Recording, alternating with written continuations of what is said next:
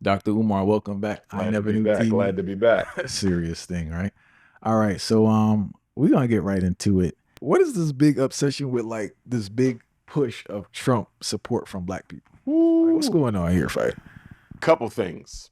I think the reason why Donald Trump is getting more support from black people, and I would not be surprised if this would be the first election since the 1930s that black people voted more for a Republican than a Democrat.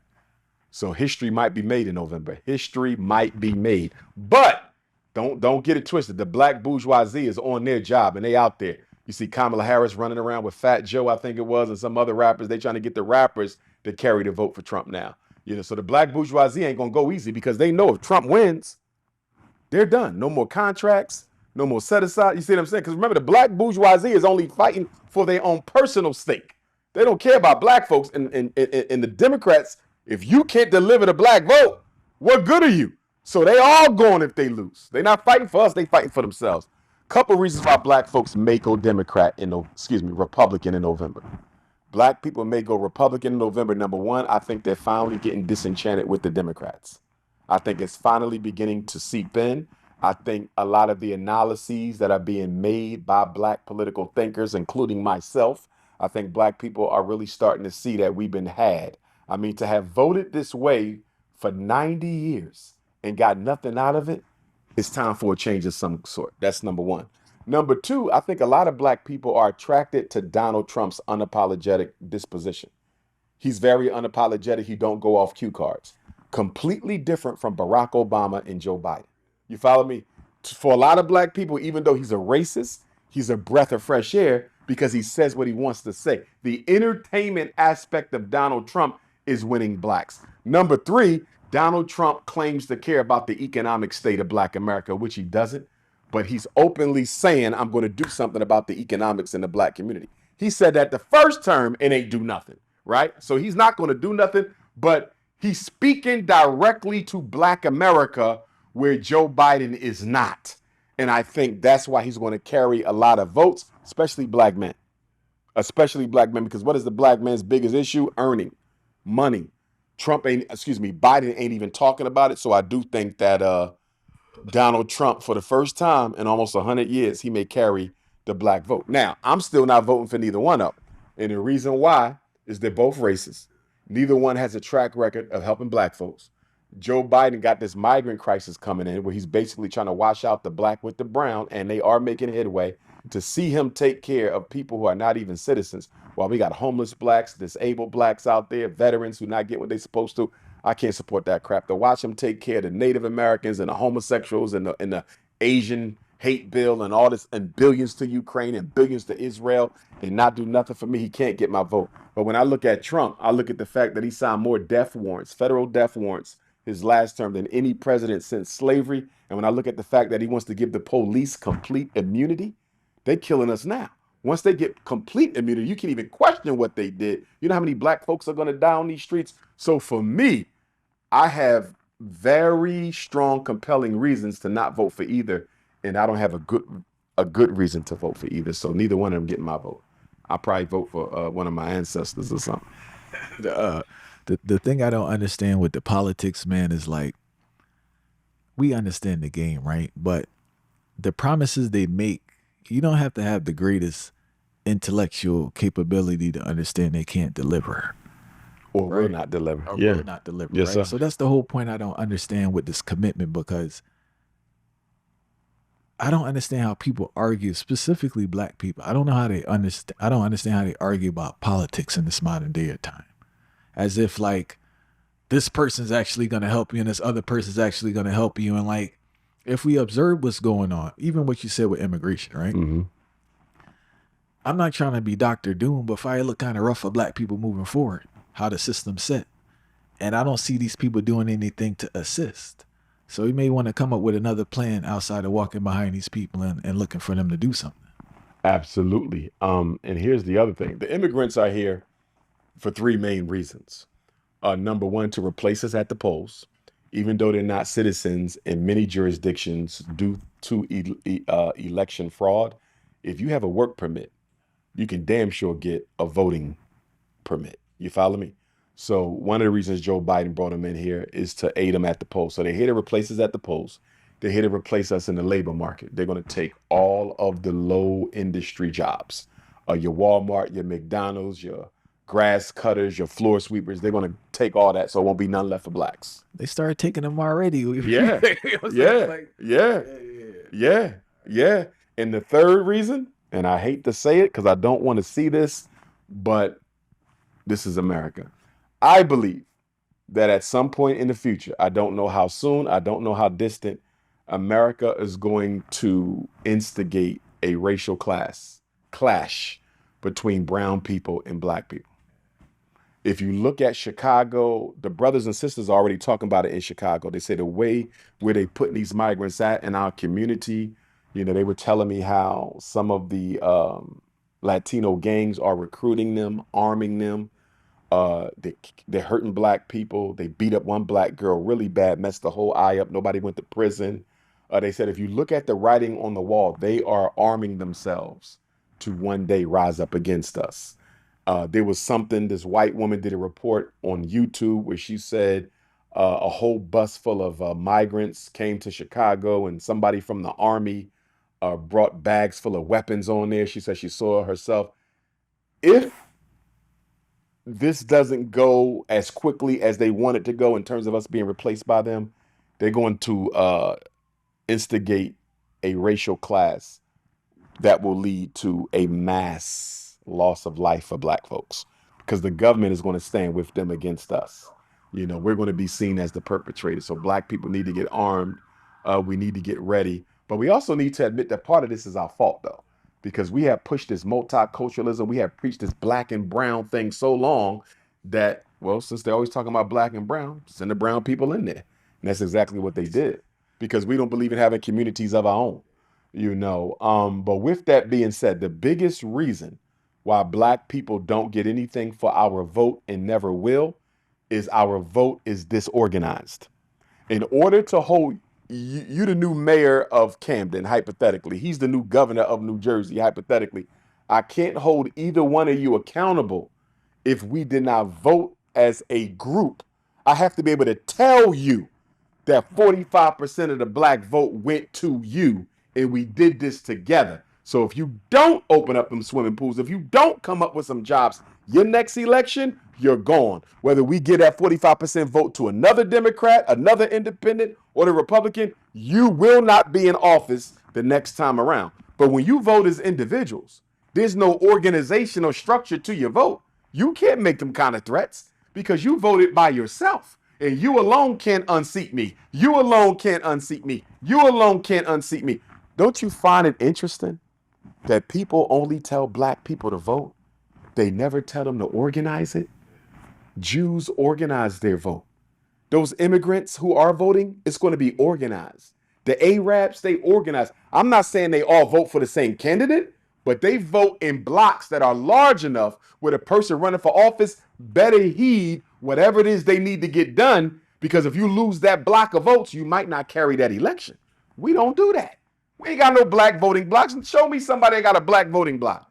We are completely dependent on the Democratic Party plantation to carry out anything black people need done. We don't vote as independent voters. We don't think as independent voters. It's all Democrat until it's not. Hey, have you heard about this thing called decentering men movement?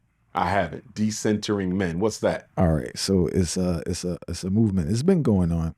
Women choose to focus on themselves and reject the standards of men in their decision making. Right?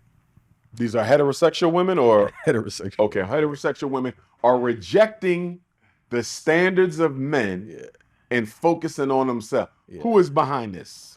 I'm not sure. Right. And the reason I ask is because we know now that the CIA was behind Gloria Steinem in the feminist movement. Yeah. That the CIA funded early feminism.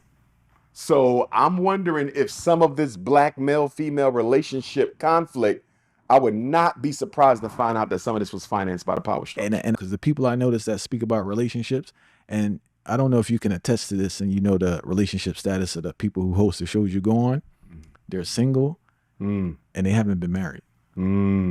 So I don't know why they're the voice of marriage and sustainable relationships when they themselves are not in a relationship or haven't been married. But those seem to be those who are leading the narrative in regards to relationships in the black community. So as I said, I don't know who's funding them, who's pushing them, but this disdain women are proclaiming for men and this disdain that men are proclaiming for women is both destructive. But at one point, I think it's a psychological tactic that they're using to soothe themselves that they're kind of out of the market and they're spreading this narrative. Great point. I got a couple thoughts.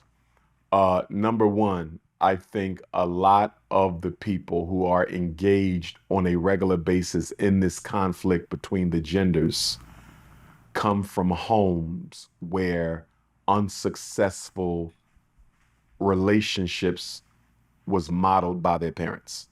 They came from broken homes. They came from traumatized homes. They came from domestically abusive homes. And I think they carry that pain with them into their adult relationships.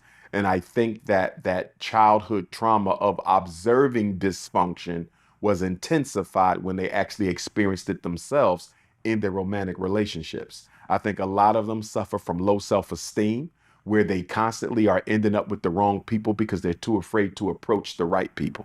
Say that again, because A lot of people are constantly ending up in dysfunctional relationships with the wrong people because they don't have the self-esteem to approach the right people. That is a very big issue in the community. I'm going to add to that the mistrust that a lot of us have of the opposite sex because of how poor our relationship was with our opposite sex parent. Very few of these men who are out here condemning women have a great relationship with their mother. Fact. And very few of these women who are out here condemning men have great relationships with their fathers. And so what a lot of this is because I am in pain, I want everyone else to be. And because I have not found functional and productive love, I don't want anyone else to find it either. And what I'm seeing is men and women who are selfishly trying to indoctrinate other people with their dysfunctional views of the opposite sex in hopes that they don't find a good situation. It's almost as if I didn't succeed and I don't want none of you to succeed. And the best way to do that is to convince you there are no good black women. The best way to do that is to convince you that there are no good black men. And that's one of the reasons why we're going to be putting on the Conscious Singles Convention at FDMG. Once we get approved and we're right at the finish line, quick update for the family. We got to have another paint day because we didn't finish. We got about 6 rooms we got to paint. We got 9 rooms we got to put some tile on. We're going to get on the school. I got you. I got you. And then we'll be ready. But on this love piece, I think that you have traumatic people, traumatized Africans leading the discourse. It's the same thing when we talk about polygyny.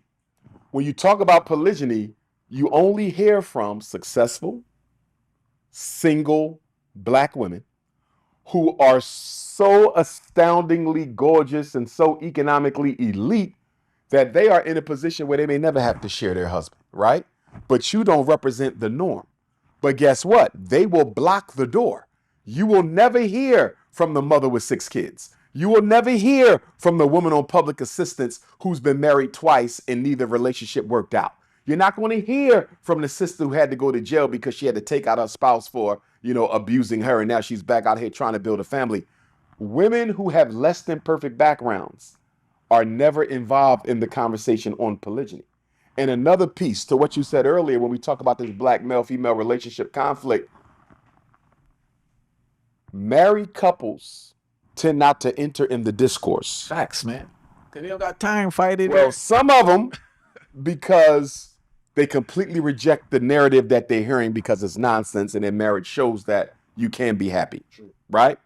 But then a lot of them are not getting involved in the discourse because although they are in a good marriage, they were not great parents. And some of their children are the ones out here leading the charge to destroy the opposite sex. So even though I'm happily married to my wife I'm not going to get on one of these podcasts and expose how wrong these young people are and saying they can't find happy black love because I wasn't there for my daughter. And she may expose me on one of these podcasts one day and say, Daddy, you're the reason I can't find good black love because you never validated me as a woman. But at what point in an adult's life do we stop using past experiences as a cop out for our future growth? I don't know if you could call it a cop out because coming from a psychological perspective, your past is always present. Your past is always present in your current experience. It's always relevant. Elaborate more. I stepping out of relationships. To give you a quick analogy, I've done life coaching with seniors, 70 years old, still looking for their mother or father, or still mourning the loss of their mother or father, or still shameful for the fact that before mom or dad left this earth, we was on bad terms. They 70 and 80. You never outrun your past. It's there. The issue, though, is can you make peace with it? You always want to carry it with you. Can you make peace with it? Maybe I should have reworded in regards to how much control it has over you and how it dictates your life. That depends on how much trauma you carry. Yeah. The more trauma, the more control your past has over you. Take somebody with post-traumatic stress disorder, right? A Vietnam vet, hypothetically. He's never going to stop experiencing those dreams in the middle of the night. And when he's dreaming, he thinks he's back in Vietnam. Vietnam was 50 years ago. But guess what? His past is with him every day. And it's so present that he can't even tell the difference between whether he's in a Vietnam battlefield or in the bed with his wife. I once knew a sister, right? Vietnam vet as a husband. He slept with his knife, his Vietnam knife in the bed because he felt he needed that because when he had those dreams, they were so real. They put him back on the battlefield. And she said, Doc, all I could do is pray and hope to God that one night he don't have one of them dreams and it gets so real that he sees me as a Viet Cong and pick that knife up and not stab me to death. But it almost past is always with us. And please correct me, but it almost sounds like people don't heal. No, the past is with you. Yeah. Even when you heal, the past is with you. The difference between the healed person and the unhealed person, right, is the healed person made peace with their past. But in order to make peace with your past, you got to confront it. I think the point that you're making, and I agree, we ain't confronting our past. Right, these people on the podcast running around talking about some all black men ain't ish. How can you say that about millions of people? How many relationships have you had? I had 10 relationships. If that. They're like 3. And you generalize to everybody. You know why? Because the first thing I'm going to say in life coaching, because they're not going to admit this on a podcast. They never going to admit this in a podcast. Life coaching, tell me about the relationship with your father. Boom, everything comes out. Everything comes out. Because the relationship you had with your opposite sex parent or surrogate, because it could have been step parent, could have been aunt, that relationship is predictive of your future romance with anybody else of the opposite sex. I cannot separate my relationship with my mother from the relationship I had with any woman because my mother is my first love affair, not sexually, psychosocially. If you had a good love affair with your mother, you can go and love a woman. If a woman had a good love affair with her father, she can go and love a man. But if you didn't, you always going to be suspicious. Let me give you this. Half these people talking about they've been done wrong. I bet you if we interviewed a person who they claim who did them wrong, half of them, it was all in their head. It was all in their head. You are literally making assumptions of what this person is or isn't doing based on your past trauma. And that's why you always hear me say, traumatized people should not date because you're nothing more than a spiritual vampire. You're taking all your baggage, putting it in this person's life, and when they grow intolerant of dealing with it, you claim that they did nothing but waste your time. When the truth of the matter is, they wanted to give you an honest chance at love, but you couldn't make peace with your past because you was too afraid to confront it. And you know, another part I have with this whole dialogue that's so popular now, and there's no healing involved in it. I don't see anybody saying, "Okay, y'all, we know how we feel. Can we start to heal now?" But there's another part, man. They're starting to muddle the reality about marriage. It almost seems as perfectionism now. So the relationship is just not perfect across the board. It ain't no use getting involved. Yeah, it needs to be terminated right away. And we're not talking about abuse or craziness, right? But Understood. as you know, in any relationship, there are ups and downs. Ups and downs. But they're not. There's no narrative or there's no They dialogue. want a guarantee of success before they enter the field. You know what that sounds like? It sounds just like black folks. We want a guarantee of success before we organize and do anything about our situation. Dr. Umar, you got to guarantee me when we build this black hospital, it's going to work. It's only going to take this amount of money and this amount of time. And we ain't going to really have no issues on our way to building that hospital or this school or this supermarket. And if there's going to be any issues at all, I don't want to be a part of it. Do you know what they're saying?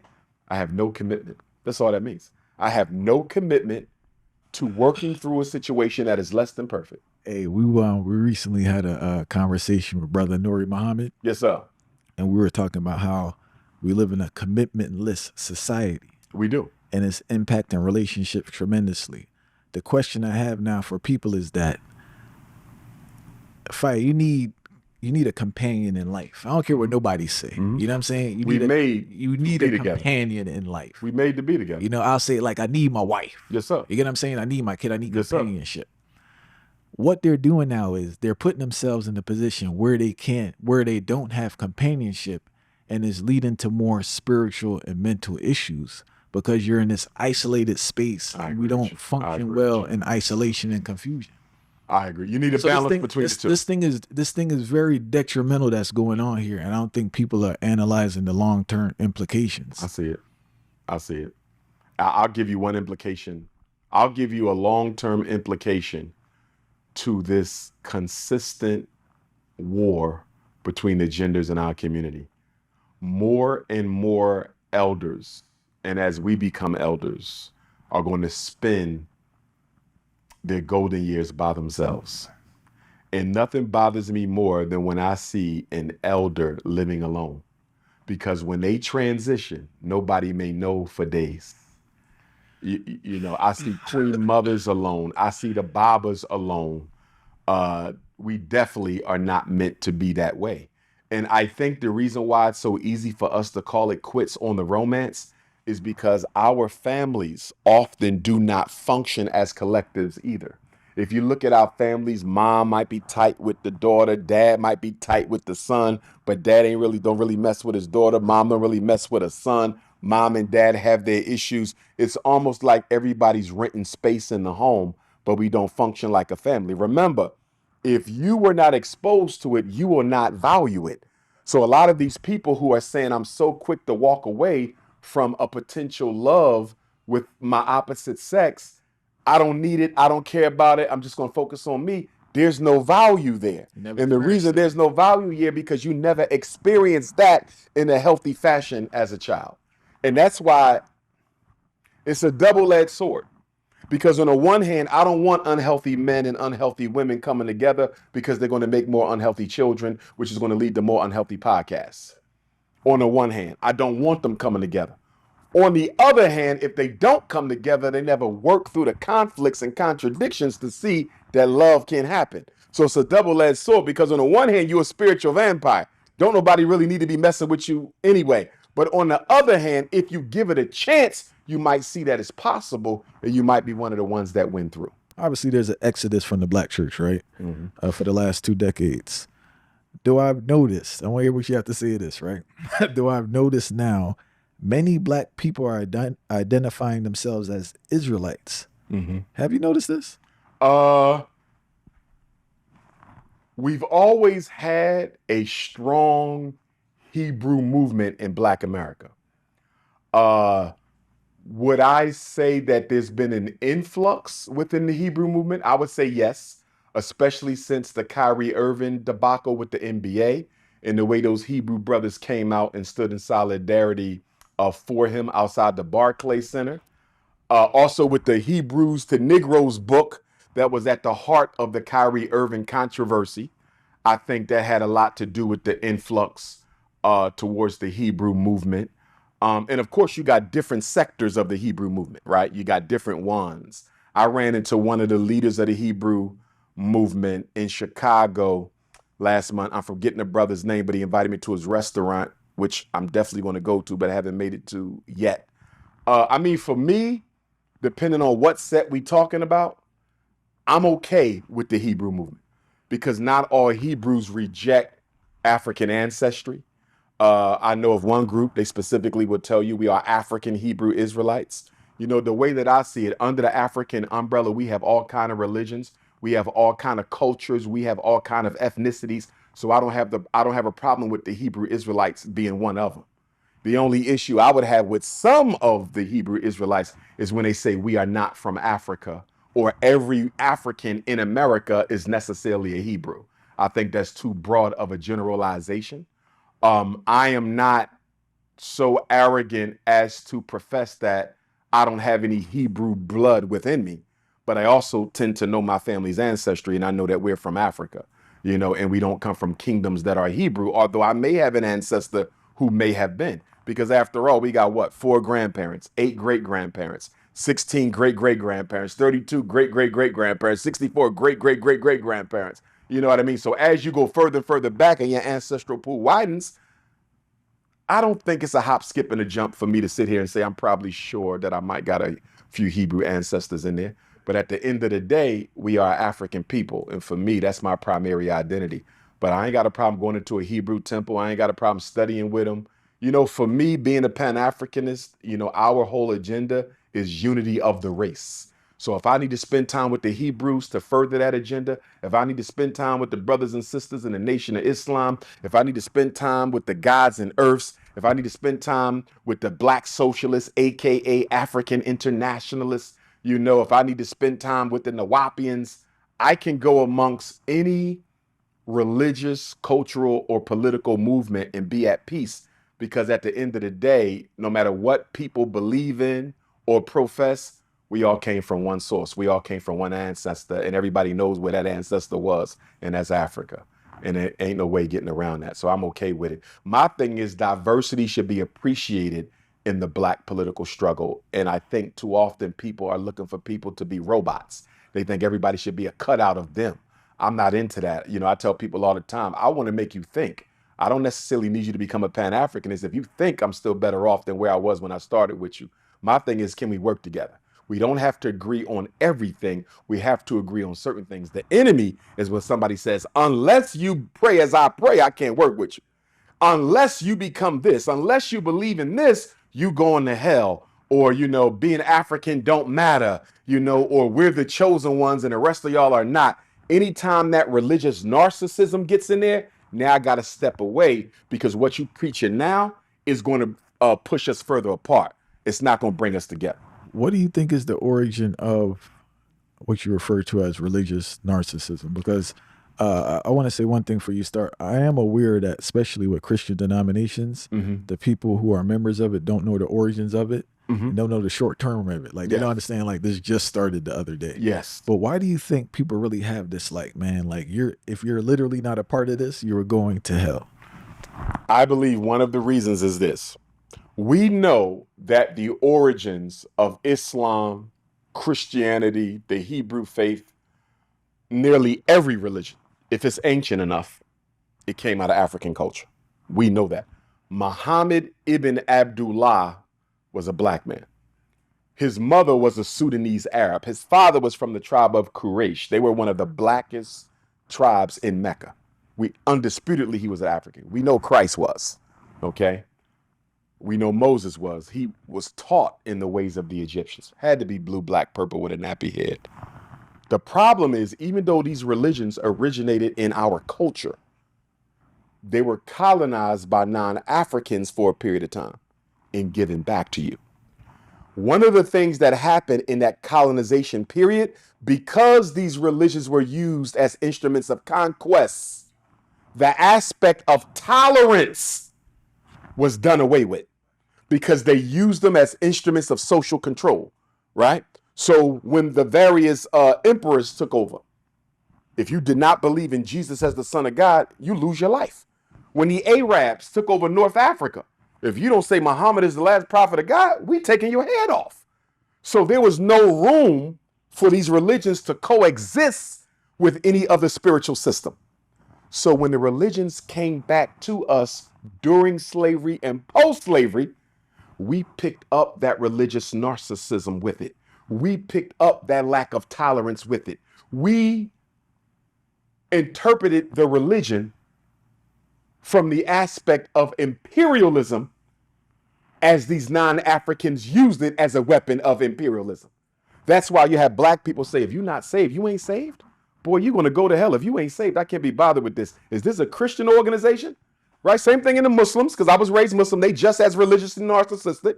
You know what I mean? Are they Muslim, or is this a Muslim thing? Is this Islam? Because if this ain't dealing with the Quran, I'm not going to be bothered with it. I remember I was at a meeting at the Garvey House in North Philly with two Muslim elders who I respect. They're both ancestors now. Both ancestors. They came in there. We had an initiative we was putting together. I think it was to stop the violence, right? These are two well-respected Muslim leaders, American African Muslims. You know what the leader said? He's an ancestor now. Rest in peace. You know what he said? He said, because this is going to be an all-black initiative, I'll never forget this. He said, because this is going to be an all-black initiative, my religion doesn't allow me to be part of anything that will only allow black people to participate. That is the problem with religion. It does not prioritize the needs of African people. Most religionists care more about the success of their church or masjid than the liberation of African people. And there's something else I want to add on with the what you refer to as religious narcissism. I noticed with black people, because we're so disenfranchised, we kind of gave up on certain participation in society, and we use the religion now to justify, to say, hey, I can't participate. To have it seemed like you have one up on somebody. Oh, for sure. You get what I'm saying? That's so the narcissism. Like, I can't. Yeah, it ties to the same. Yeah. It's like I can't fully partake in American society, but I'm not going to hell because I'm a Christian. Yep. And you're going to hell because absolutely. So they'll throw it at you in a minute. That's the game. And it ain't just the American Africans. It's global with us. Yeah. And sometimes it can get worse the further you get outside the continent. So, for example, when I'm building with my East African brothers, me and one of my Somali or Eritrean African brothers had a heated conversation because he kept trying to put the Islam over the Pan-Africanism. And I said, bro, we all come from different religions. You can be Muslim, but you cannot expect all of us to become Muslim in order to struggle. You see what I'm saying? No, give everybody their right to build their relationship with God as they choose. He couldn't see it because he was a religious narcissist. Religious narcissism says it's my way or the highway. If you ain't down with the Muslims, if you ain't down with the Christians, if you ain't down with the Hebrews, then we have no need for you. God has no need for you, and the struggle has no need for you. Religious narcissists believe that their flag has to be on top of everything that they do. And you must obey and bow to that flag, or you have no place amongst their struggle. And we don't suffer because of what we believe. We suffer because we are African, because we are black African people. We're the original man and woman, which precedes any religion. We was around before Moses. We was around before Abraham. We was around before Muhammad. We was around before Jesus. So why are you trying to limit me to that? Let's go back further than that. Y'all not the first people. Let's go back further than that. You see, and the further back you get, the more inconsequential you'll see your religion is. We're not dismissing it. We're just saying it's one amongst many. Christianity became as influential as it is around the world because it was forced on people and because it was a religion of the state. Islam became the second most populous religion around the world because it was forced on people and it was a religion of the state. See, African spirituality was never the religion of a state, of a modern state. You see what I'm saying?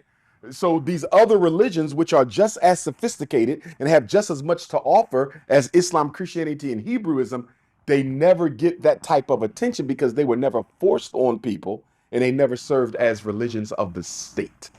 The state spread Christianity for political reasons. The state spread Islam for political reasons. But like you said, they don't know that history. So they assume the reason there's more Christians in the world than anybody else is because of the power of the message of Jesus Christ. Not at all. It's because the power of the guillotine of European kingdoms. And we just spoke about religion and how that's used to divide.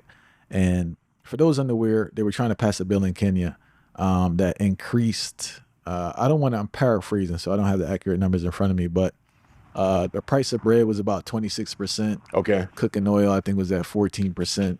2.5 on the total value of cars.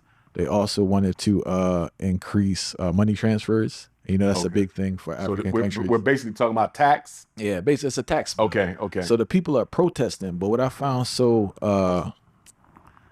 glorious is that I see the Kenyan youth doing something that I've never seen done on the continent. Maybe you would know more than me, but they are working together despite differences in religious, cultural, or linguistic differences. That's Pan-Africanism. So I've never seen a group in Africa, because it's usually like when protests take place, is a particular group. I like using the word tribe, but tribe, a particular group, right? But fire, because we have people on the ground in Kenya, they're telling us, themselves are telling us like they've never seen this. There's something that's clicked in this generation's mind where they understand that this, because they understand the game, because the only thing the government's going to do is put this particular group in power, suppress the rest. But they're putting the government in a position where they can no longer play that game because everyone's working together and they have a united vision for the country. So have you seen this in African history? We do have examples of Pan-Africanism through history on a local scale. We haven't really seen one recently outside of what's going on in the Sahel with Burkina Faso and Niger and those brothers in those four countries uniting. Interestingly too, because the president of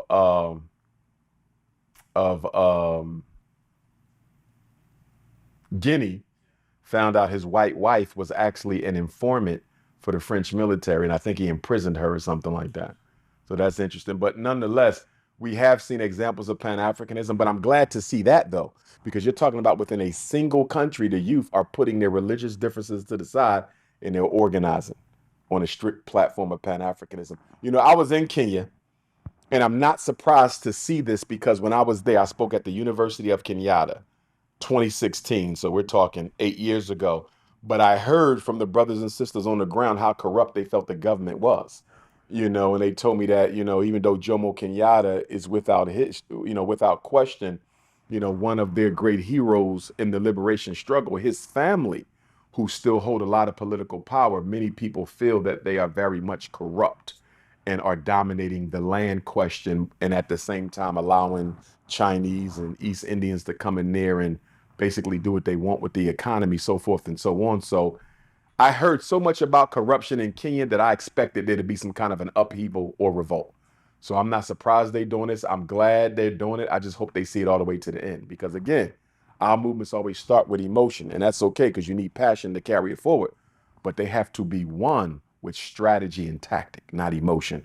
So I'm just hoping that they see this thing through because it's important, it's necessary, and I hope it trickled down to the other countries. Listen, the bottom line is this. African youth globally, because it's a global problem, even here, African youth are going to have to overthrow the black bourgeoisie, the gatekeeping elite that the white power structure uses to keep black people in their place. And this is everywhere, from the Caribbean islands to South America to Canada. I've been everywhere except Australia yet, and I'm pretty sure it's the same thing in Australia. There's going to have to be another African revolution, but this one is going to be global, and it's going to be the overthrow of the black aristocracy by the Pan-Africanist youth movement, and it's going to be a global movement. And then once we overthrow the black bourgeoisie, we're going to have to go to war with the white power structure. The only thing keeping us from war with the white power structure is the black bourgeoisie have most of our people in a coma. They sleeping and thinking things are getting better when they're actually getting worse. Once we overthrow the black bourgeoisie, it's going to be time for war. 2 wars, one internal to overthrow them, and then one external to take back the planet. And black people need to understand, as we go back to religion, black people need to understand that, and this is where I find it ironic that our brothers and sisters who do belong to the 3 world religions tend not to think that black people can be restored to our former glory, or oppression can be overthrown without bloodshed, because Jesus died. Jesus came to earth to spill his blood for your sins. Muhammad ibn Abdullah fought plenty of wars, and some Muslims even will argue that he was assassinated. And of course, within the Hebrew tradition, there's always sacrifices that have to be made as well. So my thing is, how can you belong to a religion that preachers' blood offerings are necessary for transformation and spiritual redemption, and not think that none of us are going to have to spill our blood. It's ridiculous. We're going to have to die. There's going to be a war for African emancipation. It's going to be the worst war that the world has ever seen. And when we take the planet back, I don't think we will ever allow anybody to put us back in oppression. The white man knows that. The red man knows that. The yellow man knows that. The brown man knows that. Everybody knows that if black people ever get a chance to go back on top, we won't lose it a second time. And that's why they're doing everything they can to prevent that revolution intellectually and physically. And the reason why they spend so much time on the intellectual side with the media and the school system is because if I control a man's mind, I never have to worry about going to war with him. That's why America, as much money as America spends on the military, she spends even more than that on propaganda. Because if I can control the way they think, I ain't never got to go to war with them. My mother lives in Jamaica, right? And she told me something years ago. It's very true. She was saying she was in the supermarket and she didn't see any men. I was down there, right? All the workers were women, and all the customers were women. It looked like something almost like some little alien video, or something, right? Wow. super bugged out. Wow. But I know we talk about guns in prison when we speak about why so many black men are missing from society. Mm-hmm. But last time I checked, gun violence is 8th on the list of causes of black death. Mm-hmm. The number 1 cause of death of black men is heart disease. Now, the question I have is that, is it realistic? So heart disease is the number 1 cause of death for black men, right? Overall. But for young black men, it is homicide. It's homicide, right? Yeah. Now, the question I have is it realistically, based on the stresses of being a black man in this country, to live a healthy lifestyle, that your lifespan is actually longer? Is it realistic to live a healthy lifestyle? Is it realistic for you to expect to be healthy enough to live long into life? In America, as a black man. As of right now. Collectively. Okay. I want to hear what you have to say. It's a deep question. I'm going to tell you why it's hard to answer. On the one hand, no matter how poor you are, you can exercise. No matter how poor you are, you can find fruits and vegetables to eat if you're that committed to your health. Theoretically, a homeless person could live to be a healthy old man if he took care of himself, if he ate right and exercised right. Working with you, continue. I'm going to be honest with you. I'm going to flip it a little bit. I'm wondering, because remember, up until like the 1940s, the American diet did not largely consist of meat. It wasn't until education kicked in, income kicked in, people were able to afford a more comfortable life, that meat showed up at the table every day. Steak, pork, and chicken. Absolutely. We were healthier without it. So you know what, another question we could ask ourselves: were black people healthier before desegregation? I believe we were. I believe we were healthier before desegregation, even though life expectancy may not have been as long. But the quality of life. But the quality of life, I believe, was better. And I believe that along with us buying into European consumerism, I believe we bought into the white man's diet. And isolation too, but continue. Right. And so if the black man will reclaim an organic way of life, I believe we could live a long, healthy life despite the stresses. And for those listening, please explain what you mean by organic life. By organic, we're going to have to change our diet. We're going to have to change our relationship to each other as men, because I think we lead too much with ego and competition. We have to become more collaborative. I think black men could do a lot for ourselves if we work together as brothers, as opposed to always competing with each other. Like you see in the hip hop industry, it's all about who's the king, as opposed to we can all be kings. I think that whole egotistically driven, competitive nature of black male culture, I believe that takes a lot of years off of our life, because stress itself takes years off your life. Facts. And we tend to be stressed a big deal because of ego competition, constantly having to confront racism, constantly judging ourselves by a standard the white man has set. And then with our women, men suffer more from divorce physically Women, they say, suffer more financially, but men suffer more physically. So we do need our women. I don't know how well off we can be without a good relationship with our sister as a companion. But simply put, black men got to renegotiate our relationship with each other as brothers. We got to renegotiate a relationship with our women. We got to renegotiate a relationship with our body and our health because too many of us are dying early. Like, I know so many people who lost people in their 40s to heart attacks and strokes and diabetic. It's the norm. It's the norm It's now. almost the norm. You look at all the dialysis centers popping up in our community. There's almost as many dialysis centers as liquor stores now, right? Kidney failure, poor food. Renegotiate your relationship with your body and your diet. Renegotiate our relationship with each other. Renegotiate our relationship with our women in our community. And in the fourth, I'm going to say we got to renegotiate our relationship with our ancestors in supreme consciousness because I don't think a lot of black men have a good relationship with supreme consciousness. They may belong to a religion. They don't have that spiritual connection. They ain't got the spiritual connection. You need that because without that, you ain't going to reduce that stress. Without that, you won't get carried through the hard times. And there are two more things I want to add to it. I want to hear what you have to say. One is I don't really like. As I've gotten more mature, I've moved away from criticizing because I understand a lot of behaviors come from lack of education. Mm-hmm. A lot of brothers need to learn different forms of stress management, which we're not taught. We're not. Things, we're not. And it's like a key component for survival. I agree. Right? I agree. So, but another aspect I wanted to talk to, I believe that what stresses brothers out a lot, and we don't talk about this, is being happy for the success of another brother. Ooh. I think jealousy is causing. I agree.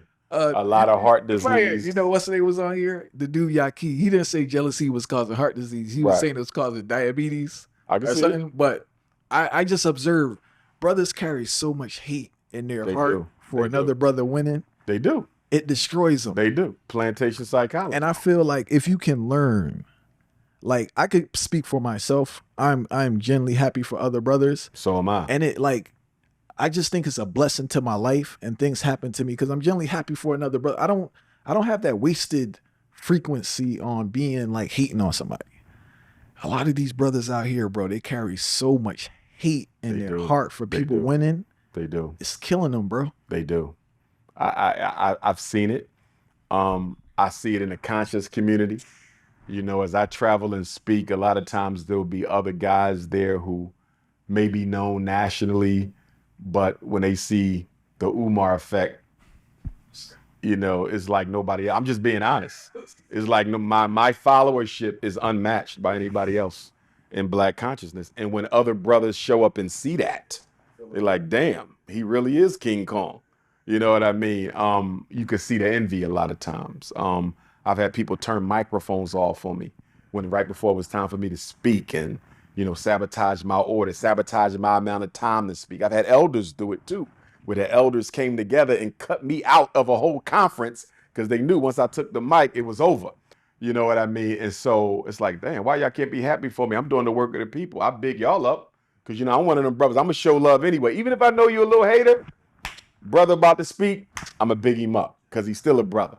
You know what I'm saying? So that's something that, because for me, I think ego has played too big of a role in black consciousness and in the black community. You know, I look at leaders who were, you know, sabotaged over jealousy.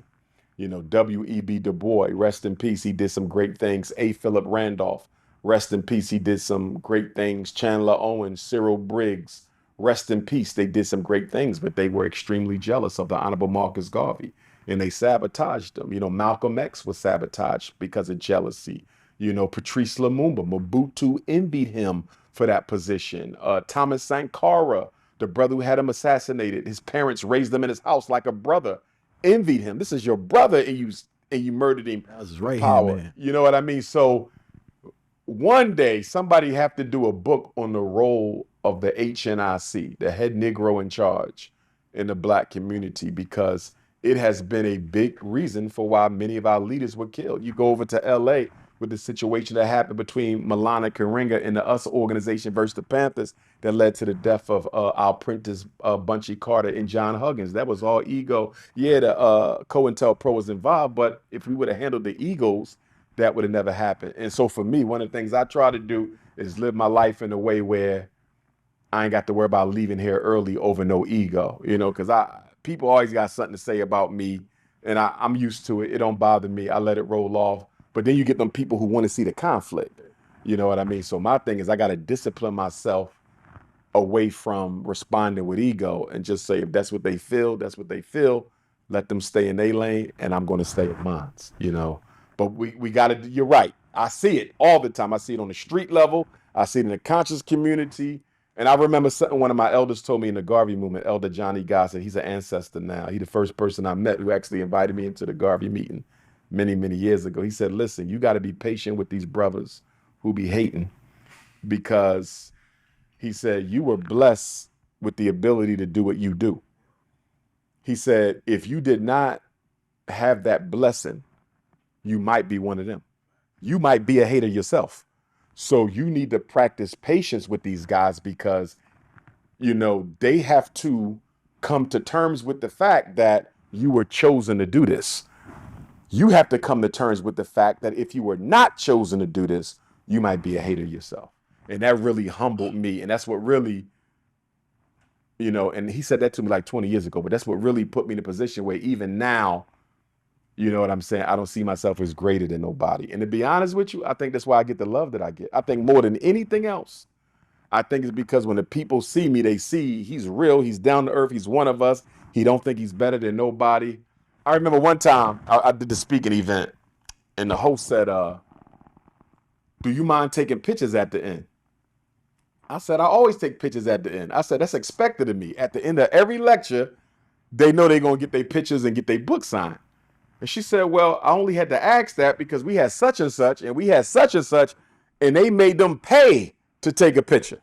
You know what I mean? And I just said, I can't speak to them, but I don't charge people to take pictures. This is not something that I do. You know what I mean? So your picture's wild on IG, bro. I'm telling you right now. Wow, guy.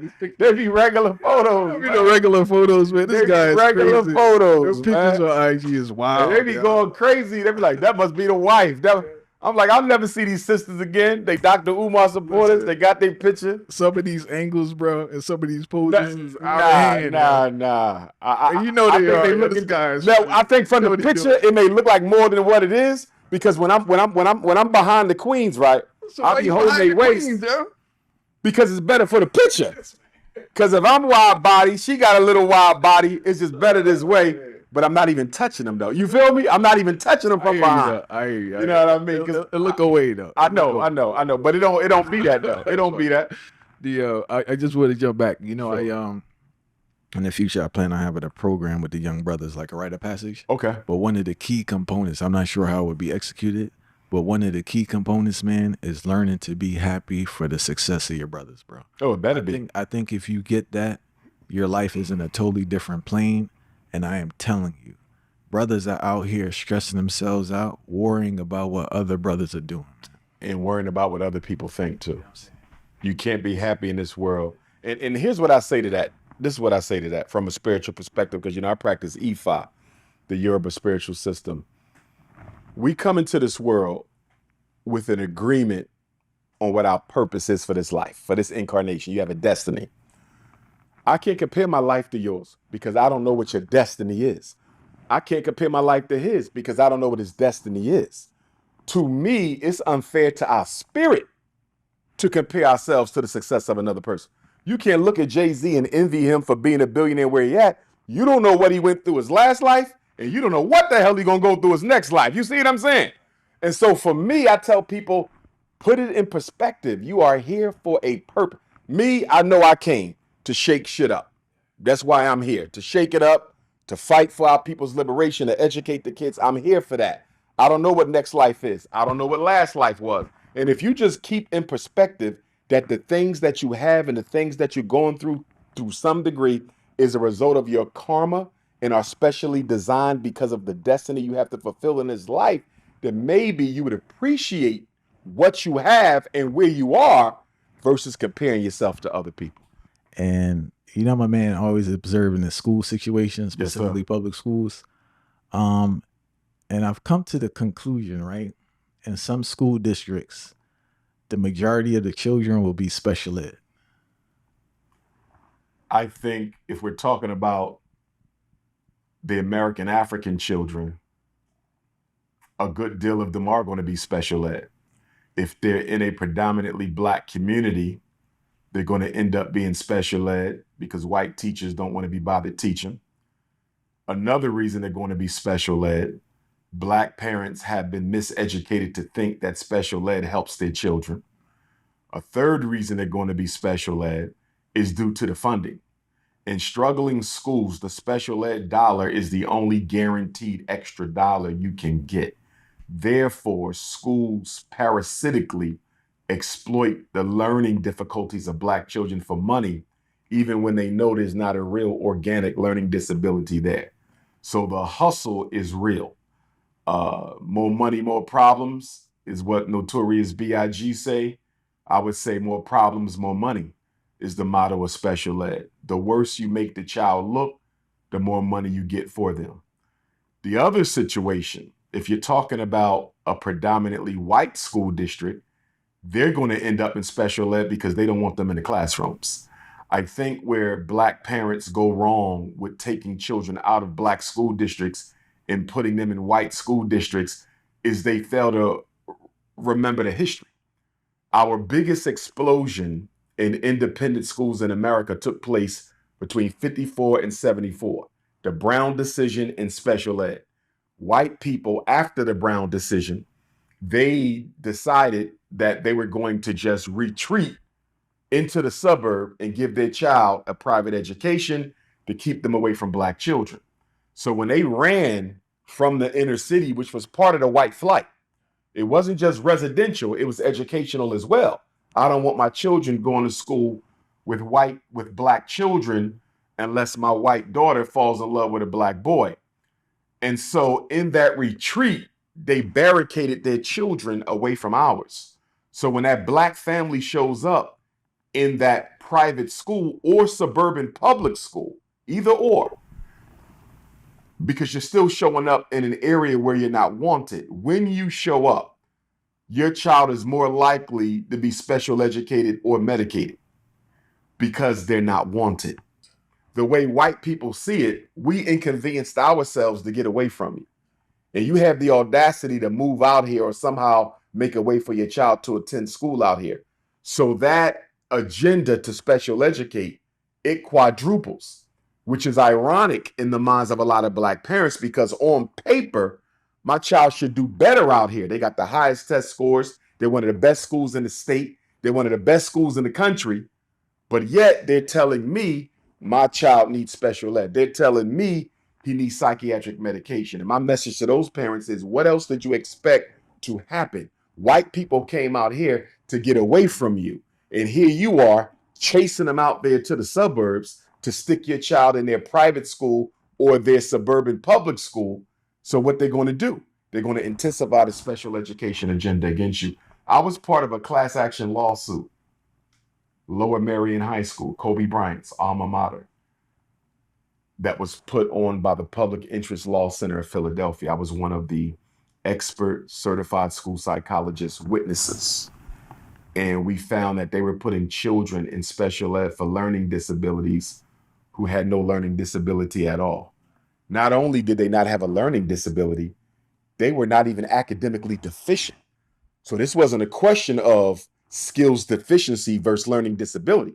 They were not even behind and they were being put in special ed. I had one young man, he was mentally gifted his whole career. And the way that the mentally gifted code is written in Pennsylvania, you don't have to be reevaluated for gifted unless the team deems it's necessary. So you carry it on basically almost forever, unless there's a reason for the reeval. So they decided to reevaluate this young man, and he fell short of the 130 IQ score. 130 is very gifted intelligence. That's what we look for when we decide a child is gifted. He was probably at a 125, 126. He was a few points below 130. and that school psychologist out there said that he was no longer mentally gifted. How can you no longer be mentally gifted? If you've been gifted, you're still gifted. So I reevaluated the kid at the parent request, independent educational evaluation. I'm not sure if this case was part of the class action lawsuit or not. I can't remember because we're talking about 10 years ago or so. But once again, he fell a few points short of 130. But unlike the other school psychologists, I said he is still gifted. And those 4 points that he fell short can very easily be explained by the cultural biasness in that test. In other words, a black child's 126 isn't the same as a white child's 126 because the language used in the test caters to the white child's vernacular. It doesn't cater to the black child's vernacular. And the cultural bias that is implicit in these assessments can very easily explain why he fell a few points short. Moreover, when you look at the criteria we use for determining mental giftedness, score alone is never sufficient.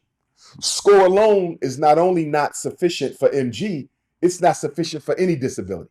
So I can't look at score alone for autism. I can't look at score alone for learning disability. I can't look at score alone for intellectual disability. I can't look at score alone for autism. You can't use score alone for any disability, including mental giftedness. So my thing was, even if y'all wanted to harp on the score being a few points beneath the 130, look at his test scores.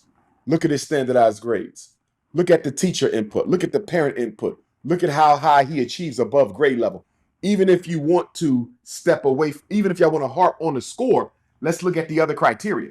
He meets every other criteria. The only issue of contention is him falling 4 points below the 130. You cannot dismiss this kid from being mentally gifted because he fell 4 points short. To go just a little bit deeper with that, with IQ scores, we have something known as a confidence interval. Confidence interval means if I test you today, you get a 126. If I test you tomorrow, you might be 128. I test you next month, you might be 122, right? Nobody hits the same score every time. So his confidence interval automatically takes him to the 130 or above. What are we talking about here? But I'm just bringing that up because that's an example of black children living in a predominantly upper class white neighborhood, Lower Marion, one of the richest school districts in America, who were being systematically put in special ed who did not need it and systemically denied mental giftedness when they were. And this is another issue I have with this whole influx of special education is that the kids are basically being graduated without doing work for the most part because they're just pushed through. The accountability seems to be very low. Now you have a large population of people going into society with no basic skills to contribute to society. Mm-hmm. That's like my biggest concern. And I've witnessed this firsthand. Mm-hmm. I've seen a large portion of kids just get pushed through school who were considered special ed, mm-hmm. and they don't have any skill set to earn or do anything after school. Mm-hmm. And that's my biggest concern because when you put these kids in the environment, it seems like they really internalize this idea about themselves. Their mm-hmm. confidence is crushed. And it hurts their earning potential long term because they themselves aren't putting in work or think they're capable of putting in the work that'll put them in a position to earn long term. I'm going to go back to something I said during our first interview and tie it in to what I want to say now. When we discussed something similar, and I brought up the fact that in special ed, children are graded based on progress towards the IEP goal, not state standard. Yep. Parents are not told this.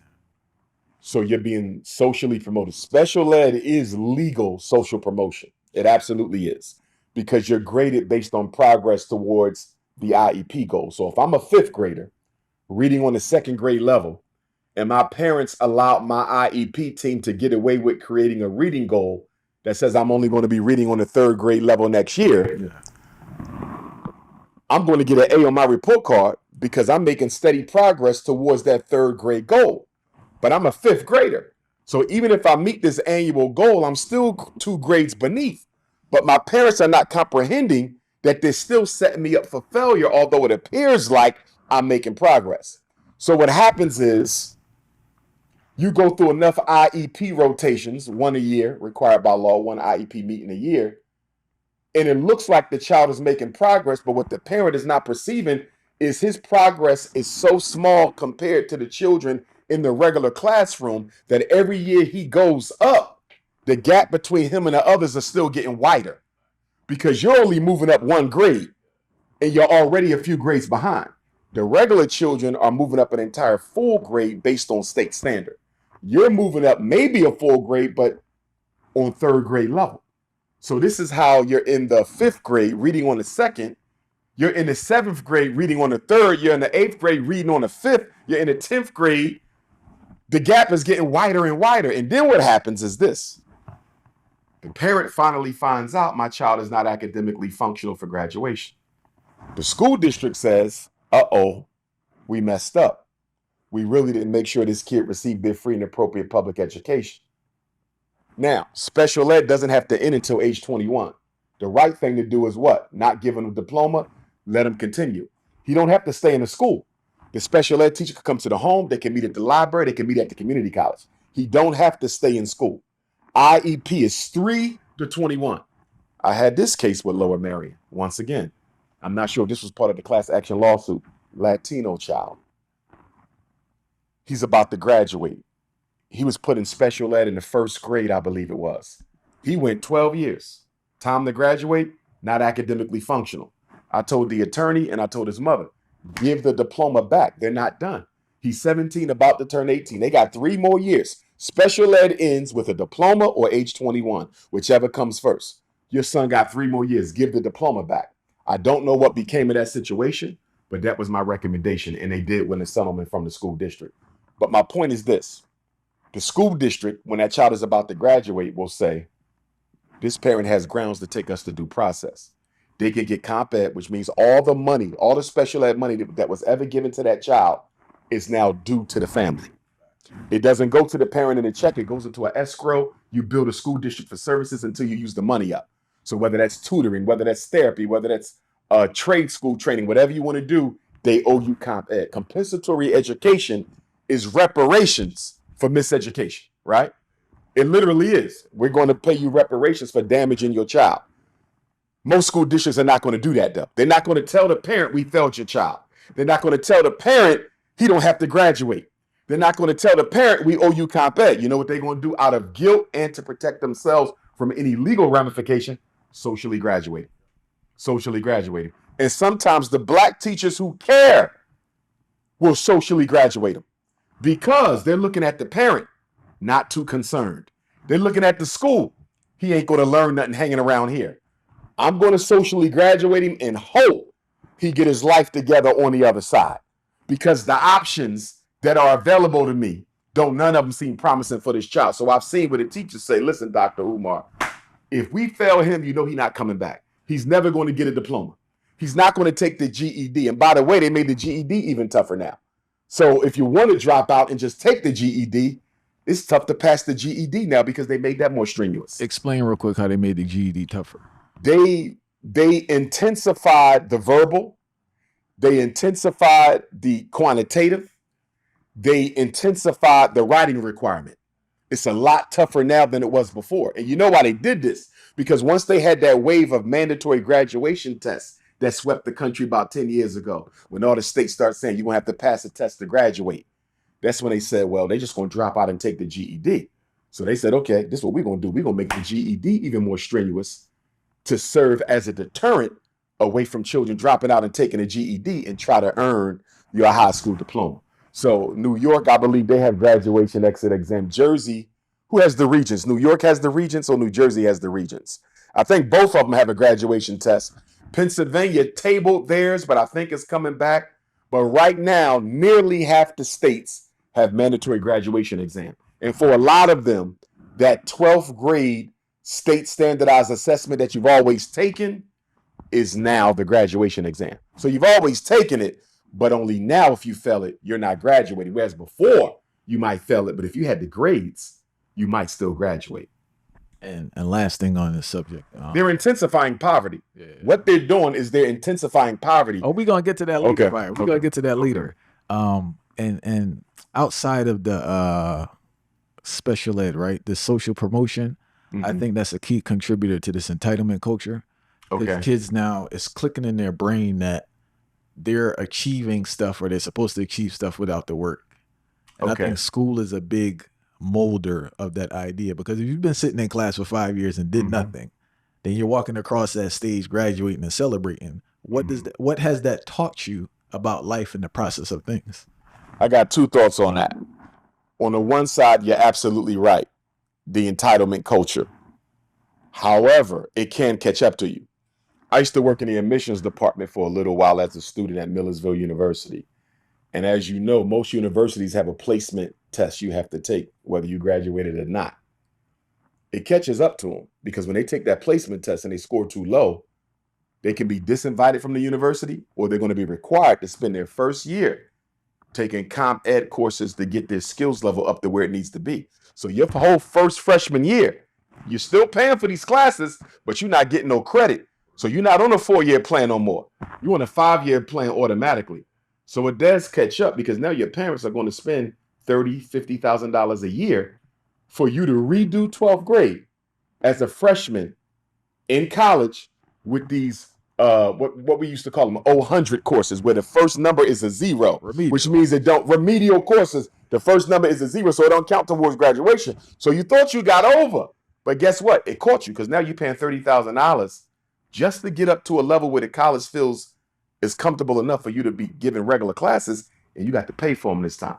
It does catch up to them. But on the other hand, with what you said with the entitlement culture, I think it's culture wide. I see it in our community. I see it with white children where based on white privilege, they're going to be given opportunities. I see it with black children because in many of our homes, our children are spoiled. And a big reason why we're spoiling our children is because we know we're not spending enough time with them. So what a lot of parents are doing now, I'm chasing my career. I'm chasing the bag. I'm chasing men. I'm chasing women. I'm chasing whatever I'm chasing, building my business. I don't have time for my son. I don't have time for my daughter. So in the absence of my presence, I'm just going to inundate them with material gifts. You follow what I'm saying? So a lot of children know that they live in this entitlement culture that's being driven by the guilt of the parent to provide materialistically because I'm not providing psychologically and emotionally. And the child is just exploiting it. And I think I had this conversation with black women the other day, and this may be a little bit off topic, but I think it relates.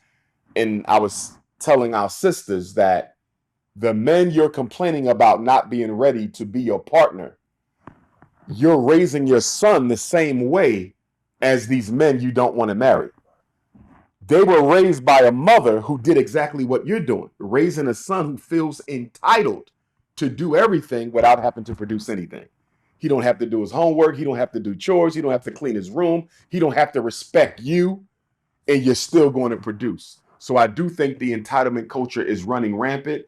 And the sad thing about it is our children, sooner or later, are going to get a wake-up call when they come face-to-face with racist white society. Because as Brother Malcolm said, you got to be twice as good to get half as much. So if I'm used to getting it just because I'm there, if I'm used to being able to talk my way or demand my way through life without any input or investment of my own, what am I going to do when I come face to face with white folks who are not going to give me anything unless I earn it? And I think it's the reason why a lot of our children are psychologically checking out of life, because their parents nor their community prepared them for the hard work that is necessary in order to make it. I tell children all the time, you have to learn how to do what you don't like so you can be in a position to do what you want. Half of all life is doing what you don't want to do. If you cannot get comfortable doing what you don't want to do, you'll never be in a position to do the things that you would like to do. And that delay of gratification, that hard work before the payoff, a lot of our children don't have. There's a brilliant brother we spoke to. His name is Dr. Jermaine McAlpin, right? He's the chair of African and African American Studies at New Jersey City University. He was breaking down genocide, right? He was giving us the history. Polish Jewish lawyer Raphael Lemkin introduced the word genocide in 1944, right? Based on his observation of what was going on in Armenia. There are 5 key points to genocide. I'm pretty sure you're aware of them. But there's one that really struck me, right? It says deliberately creating conditions of life calculated to bring about their physical destruction in whole and in part. Mm-hmm. And when I think about this particular categorization or criteria for genocide, I think about employment, Mm-hmm. right?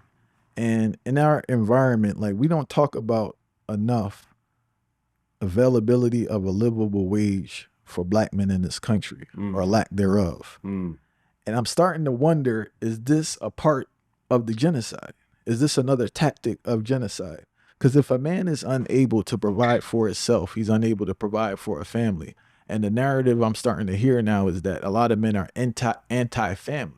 And I Mm. think they're discouraging people from family life through economics. Mm. Because it seems that it's just too hard to have a family, and brothers are analyzing the scope and saying, as well as you said, checking out on life, but also I don't see the point of being in the family. I know it's all this talk online, but I think one of it is economics. People understanding that they generally, even if they are working, for the brothers that are working and trying, they can't afford to sustain a family in this environment economically. I agree with you. Now, I'm going to take this back to the 1967 Kerner Commission report, which I believe, through my analysis, is part of the big reason why Dr. King was murdered when he was murdered, because the Kerner Commission report came out a few months before the assassination, and it had all the statistics and all the evidence Dr. King needed in order to substantiate his breadbasket campaign and economic justice movement for Black America. In the Kerner Commission, one of the main recommendations to President Lyndon Baines Johnson in the U.S. Congress was to create jobs for Black America. It was one of the biggest recommendations. If we do not create jobs, we will never be able to alleviate poverty. And the most famous quote from the Kerner Commission report was what? They said, quote, "What Black America can never forget and what white America doesn't seem to understand," and I'm paraphrasing, but I'm almost about 90% accurate, is that white America is deeply implicated in the ghetto. White institutions created it, white institutions sustain it, and white institutions condone it. This is coming from a presidential committee that was put together to study the 1967 riots. The 1967 riots, which was one of the most expansive episodes of racial conflict America had seen. Probably worse than the red hot summer of 1919 was 1967. And then you had the Dr. King riots in 1968. In fact, one of the reasons Thurgood Marshall was made Supreme Court Justice was to placate Black America after the 67 riots. One of the reasons Supreme Court Justice Clarence Thomas was made Supreme Court Justice was to placate Black America after Rodney King. You see, so that's why that was done. But the Kerner Commission really hit it on the money with unemployment. Now, economics as a weapon, unemployment as a weapon, Black men don't get married, to your point, if they don't feel that they can sustain a family. Half the Black men in most major cities in Black America have been unemployed consistently for the last 30 years. Consistently unemployed. 50% for the past 30 years. Philadelphia, Baltimore, Detroit, Chicago, go to any major city and your unemployment rate for Black males has been at 50% or greater. Now, whenever they have this conversation on crime, the narrative always is we need more police and we need more jails. You never hear anything about we need a stronger economy in the inner city because America has no plan to employ Black men. You can't destroy your people by giving them economic opportunity. So they will not do it. And our elected officials, Congressional Black Caucus, Urban League, NAACP, Black leadership, Black church, none of them advocate for economic employment either. So that has been that economic empowerment for Black men in America has been the elephant in the room whenever we talk about our political progress. And it must be tied to the violence because most of the violence that we see in our community is in a large part an outgrowth of the stress that is associated with not being able to provide. And it's demeaning. Fire is demeaning when you can't work and provide for yourself as a man. Absolutely. You know, it messes up And the the cycle. fact that you can't provide for your queen, your children. A man can protect his family even if he's unemployed, but you cannot provide for them if you're unemployed. Look at child support and the weaponization of child support. Bill Clinton, with the bill that he passed years ago, that basically said we're going to go after these deadbeats who don't pay, and if we catch you across state lines, You're going to be charged with a federal crime of trying to evade child support. He criminalized child support in the aftermath of the 1994 crime bill, and nobody paid any attention to the fact that that bill he passed after the crime bill that criminalized child support was in large respects an agenda to bring all black men with a child support case under the direct supervision of the criminal justice system. So in many respects, if you pay child support, you're almost on a sort of a probation of sorts. Because if you default on your child support, you're going to go to jail. And that makes no sense because if you're in jail, that kills your earning potential. That's Absolutely. supposed to help the child. And your child support continues to go up. And when you get out and go back to the judge, right? The judge is going to say, I need $1,000 or I got to bump you back to jail. I just got out of jail. You got 30 days to come up with $1,000. What is the judge telling you to do? You ain't got no credentials. You got a felony on your record. He needs $1,000 in his hand cash in 30 days. He just told you to go rob. The judge just told you to go sell dope. He didn't say it, but he said it because the judge knows the only way you can show back up here in 30 days with $1,000 in cash is to do something illegal. And a lot of that is the desperation that is behind all of these crimes. These crimes that are being committed, nearly every one of them have an economic aspect, even if it's domestic violence, because that stress of unemployment, that stress of not being able to pay the bills, that adds to the conflict between the black man and the black woman, the romance without finance. And unfortunately, our celebrity class and our well-to-do American African community, they haven't done enough to invest back into their own. We on the same page. And this is important because I was reading an article talking about white startup companies, right? And it talked about how a significant amount of white startup companies don't get their funding from banks. They get their funding from private white capital. And I think that black people who are lucky enough to succeed in business, in order to avoid responsibility for pulling another black person up with them, they will push the propaganda that capitalism works. They'll say, I worked hard and I got here. You may have worked hard and got here, but at the same time, there was a little bit of luck that allowed you to succeed because there's so many other businesses who did exactly what you did and may have even done it better that did not succeed. So what I find within the black entrepreneurial class is this use of capitalism as a defense from me needing to participate in collective economics, you see. And so we never really had a collective economic movement outside of our major black organizations. So you look at Garvey, you look at the Nation of Islam, you look at the Hebrews, you look at the Panthers, you look at the Nawapians. A lot of your economic movements came out of those types of organizations. Also, major black churches, especially the civil rights era, the breadbasket campaign, so forth and so on, the Adam Clayton Powell. A lot of the economic driven agendas for black America came through black conscientious churches and organizations, which we really don't have too many left at this time. And the ones that we do have, they've gotten pretty conservative. But with that being said, I think black people are confused. I think black people are confused as to whether or not they should just keep pushing forward with the capitalist agenda or whether they should embrace this economic collectivism. Because the whole narrative of the American power structure is capitalism works. Capitalism does not work because capitalism requires poverty. And capitalism wouldn't even be a topic of conversation if it wasn't for slavery and colonization, which gave capitalism an unfair benefit that allowed it to look as if it could actually serve the needs of the world's majority. So when black people hear people saying, well, just work hard, you'll get there, versus let's do this together, which way do I go? Because I know we hate each other. We don't like to work together. We undermine each other. We have a sick pathological competition that exists amongst us. Or go ahead and keep working hard. I'm never going to get the loan from the bank. So what do I do? And when people are unsure as to what to do, they do nothing. And I really wish our upper class blacks and our celebrity class blacks, and by the way, the celebrity class is the new black bourgeoisie, because America no longer has college trained, university trained black elites that can influence the behavior of the masses.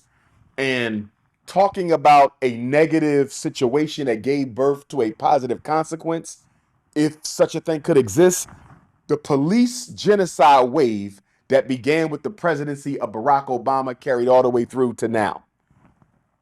It was horrible. We lost so many of our people: Trayvon, Breonna, Michael Brown, Freddie Gray, Philando Castile, Alton Sterling, George Floyd, Amir La, the list goes on. Horrible.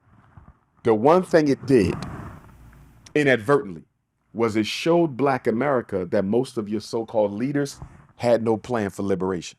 It exposed Al Sharpton to the point where people were disinviting him from certain cities. I believe he got uninvited from Charleston, South Carolina, after they murdered that brother down there because he had no solutions for the people, economic or otherwise. So that police genocide wave, I believe it effectively destroyed the influence that the traditional Black elite and the college trained leader had over Black America. So in the aftermath of Obama, in the aftermath of the first Trump presidency, the white power structure rushed to reorganize the Black bourgeoisie, and they went over to the celebrity class. So now it's the basketball players, it's the actors, it's the comedians who are now the spokespersons and are now the vehicle through which the white power structure continues to exert its influence on Black America.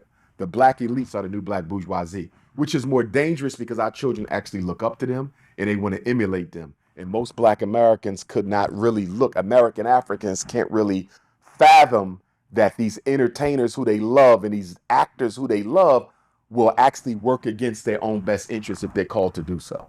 Yeah, and there's an all right, so we interviewed Shahrazad Ali last year, and she said something that really like went over people's heads. She said, we are normalizing our captivity, right? And it was a powerful statement because based on what you just said, it seems Black people are delusional about their current state in America. They have to be. Post-traumatic slavery disease dictates it, but go ahead. The media has done a great job, as you said, with creating this idea of what you can achieve. And I take it there's still over 30 million Black people, and we're actually using maybe 50 people as the criteria of success. Yep. I'm not a mathematician, but I don't think that's a good percentage with a high probability, right? Yep. And those 50 people you're using are working against you. Not only that, they're all in professions that require a lot more luck than skill to succeed in. They're football players, basketball players, actors. These are not careers that you are guaranteed to succeed in just because you have talent. True. You still have to be at the right place at the right time, and you have to be chosen by the right person. True. In other words, these are not realistic careers. You have a greater chance of being struck by lightning than becoming a multi-million-dollar Black celebrity. So from a reality perspective, how can you expect our children to base their future ambitions off of the success of these Negroes, all of whom belong in industries that you got to be lucky to succeed in? And I'm glad you said that, man, because the consistent narrative is that, you can be the next LeBron, you could be this thing, and it's just like, no, you can't. These are freaks of nature, yes, that came around like maybe once in 1,000 years. And it's also not only that, are they extremely talented athletes that are once in a lifetime type players. The power structure is set up to only allow one in a particular industry to succeed at an elite level at a time. There was Michael Jordan alone, Magic Johnson alone before Mike, Kobe Bryant almost alone till he got hit with the rape case. See, the reason why Kobe Bryant is not included in the argument for greatest of all time is the NBA cannot afford for the greatest basketball player of all time to have been accused of raping a white woman. So this is why it's MJ and LeBron. No, it's not. It's MJ and Kobe. But Kobe got accused of rape. Therefore, nobody's allowed to bring him up for the GOAT conversation. So Kobe kind of disqualified himself with that situation. But it's LeBron alone. Go to football, Patrick Mahomes alone. Now, you do have a satellite of other players, but there's only one sun, and the other 9 planets revolve around that sun. That's how it is in comedy. Kevin Hart alone with the satellite of other stars. LeBron James alone with a satellite of other stars. Even in acting, it's Denzel at the top with a satellite of other stars. If you notice, they never allow you really genuinely 2 greats at the same time. They control it by keeping you to one a generation. You know, a great example of that, man, is the Gabrielle Union period. Then Mm-hmm. they transferred to what's her name, Taraj. Taraji She P. Henson. and she was in. It's like you're very true with Yes, that, man. they Like pass it that's down. Only one at a time because they have to control black people's domination of a particular industry. It's about the control of the influx because they know once they let us in, we're going to take it over. So we have to make sure we only market one superstar and keep the others at bay. You see it even in tennis now. They waited until Serena left. Now you have the sister from Japan who was on top for a minute. I forget her name, Black Father. And now there's another sister. What's her name? Golf. Coco Golf, if I'm saying her name correctly. But they only like to do one at a time. There might be some overlap for a few years while they're passing the baton. There was some overlap between Kobe and LeBron while they're passing the baton. But once the baton is passed, just one in every entertainment industry. I don't care if we're talking music. I don't care if we're talking basketball, football, comedy, Broadway. Just one a generation. What advice do you have parents who are really pushing their children towards sports or acting or something in the arts? I believe that we have to step back and we have to ask ourselves, are we conscious of the fact that the sports industry operates just like a slave plantation? That no matter how much cotton you pick for the slave master, you're only going to be entitled to reap the benefits of a small portion. Are you sure you want your child's life's work dependent upon a fraction of what they're actually earning for that entertainment industry? Still further, most of our children will be going professional in something other than sports. Why are you not making sure they donate as much time to whatever that other potential profession can be than sports? In other words, you don't have to take away his dream. He liked basketball, let him stay with it. He liked football, let him stay with it. She likes basketball, tennis, let her stay with it. But she should be donating as much time to being an engineer, as much time to being a dentist, as much time to being an educator. My issue with the athletic parents in the black community, the parents of black athletic children, I see very little emphasis on making sure you're investing in your alternative career if the sports dream falls through. I don't see any emphasis on it. It's almost as if they raise their children with a guarantee that you're going Division I with a full scholarship, and most of them are not. And when they don't make it, there's no plan B. When I speak in the prisons, right? I speak in prisons a lot. Two questions I always ask: how many of you were in special ed? And this don't even matter what race it is, even if it's white ones in there. Most of the hands go up. 99% of every prison I spoke in, 99% of the inmates were special ed students. And then I say, how many of you were star athletes who never looked at doing anything else with your life because you were so personally self-assured that you would make it as an athlete? About 60% of the hands go up.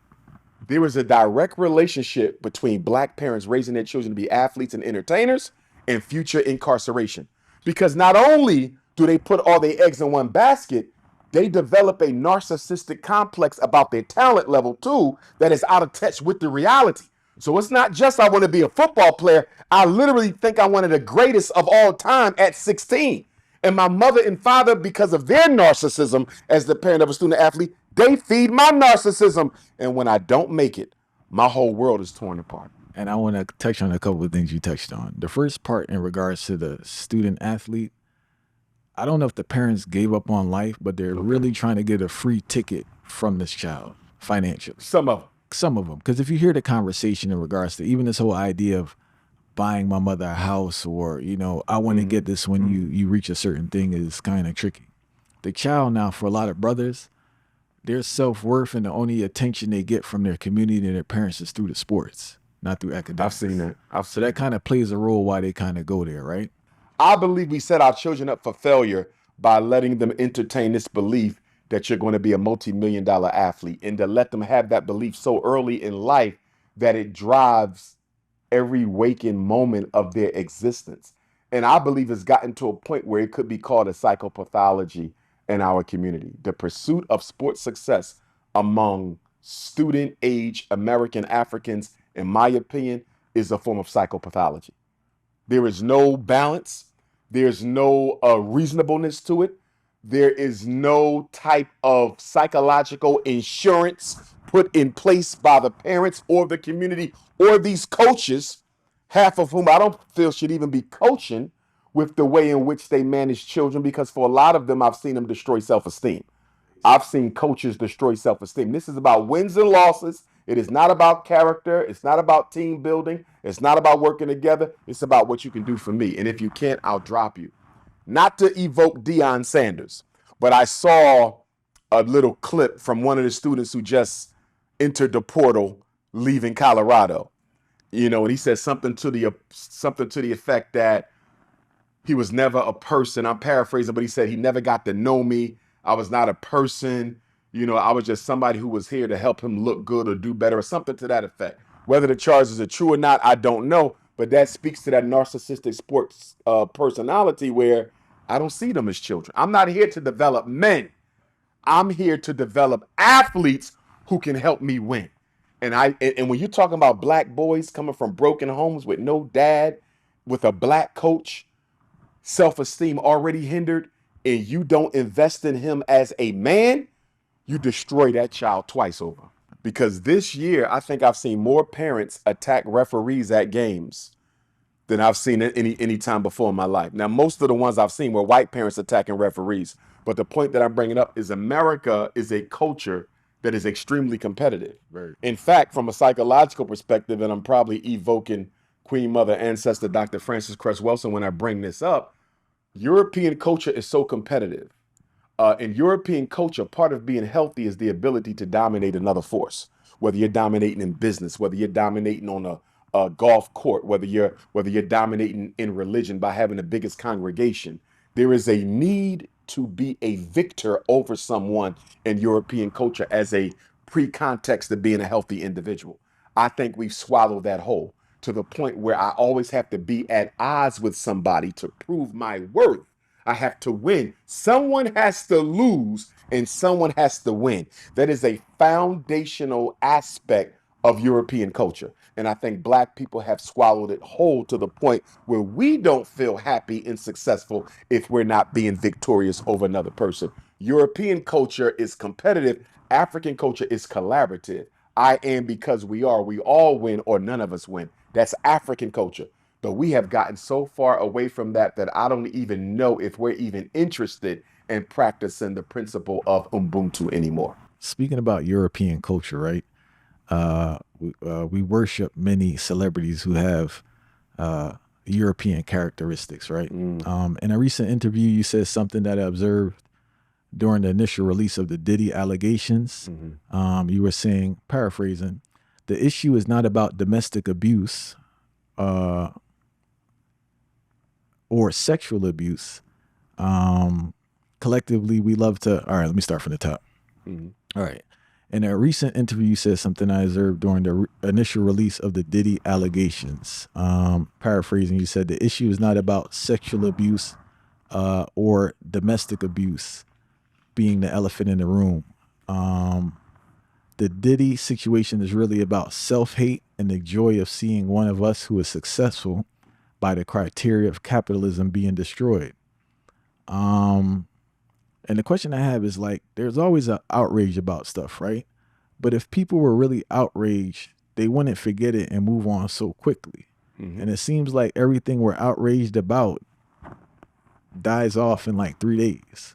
So are we really outraged about it? No, we're not. It's what I call selective morality, right? We'll pick and choose what we want to be outraged about. We'll be outraged about Sean Puffy Combs dragging and kicking Cassie, which was deplorable, reprehensible, and absolutely unacceptable. But we'll be outraged about that, but we won't be outraged about our son doing the same thing to his girlfriend right in our homes. We won't be outraged about our uncle or nephew doing the same thing to his wife right in front of our face. So it was wrong for Puffy to do it, but I gave my uncle a pass. I gave my brother a pass. I gave my son a pass. How about, I beat my wife up like that, but I'm on the internet with Twitter fingers talking about how bad Puffy is when I've done worse things to my women than Puffy have done, and I've never held myself accountable, nor have been held accountable by anyone else. To your point, and I'm going to preface it by saying this. One of the things that was conditioned into us during those 246 years of slavery in America was this notion that only one black person could succeed at a time. With the meritorious manumission laws, what normally happened was a slave master would free one slave a year or a handful of slaves a year. So automatically, if you got 500 slaves on a plantation, 200 slaves on a plantation, even 50 slaves on a plantation, if we know only one of us can get free this year, it automatically sets us up as competitors against each other as opposed to collaborators. So through 246 years of only seeing one black person win at a time, we've taken on this mindset that says whenever one black person wins in something or some industry, they're the only ones who can ever win in that industry. So the rest of us get jealous at a Sean Puffy Combs, get jealous at a Beyonce, get jealous at a Denzel or Patrick Mahomes or Jamie Foxx. Why? Because in our mind, due to plantation conditioning, if Jamie Foxx is winning, he's the only one who can win that way. If Denzel is winning, he's the only one who can win that way. It breeds jealousy, it breeds envy, and it breeds this thirst to destroy. When you look at Sean Puffy Combs, separate from the allegations, he has been one of the longest reigning black success stories in America, especially in the music industry. He was already a household name before Jay-Z, you see.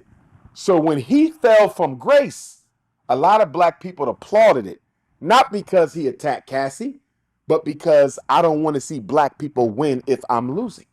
For people who would challenge me and say, nah, Doc, we were really upset at how he treated that girl. Okay, if you were really upset at how Puffy treated Cassie or any of the others who he's being sued over, and I just heard of a new one now, some adult film star came forward and just filed a lawsuit that said Puff Daddy trafficked her sexually and made her do things she didn't want to do. Pretty much the same stuff. But her story just came out now, adult film star. But the point that I'm getting at, if this was not about the celebration of the fall of a black success story, how many domestic abuse shelters have been built by black people since Cassie came out?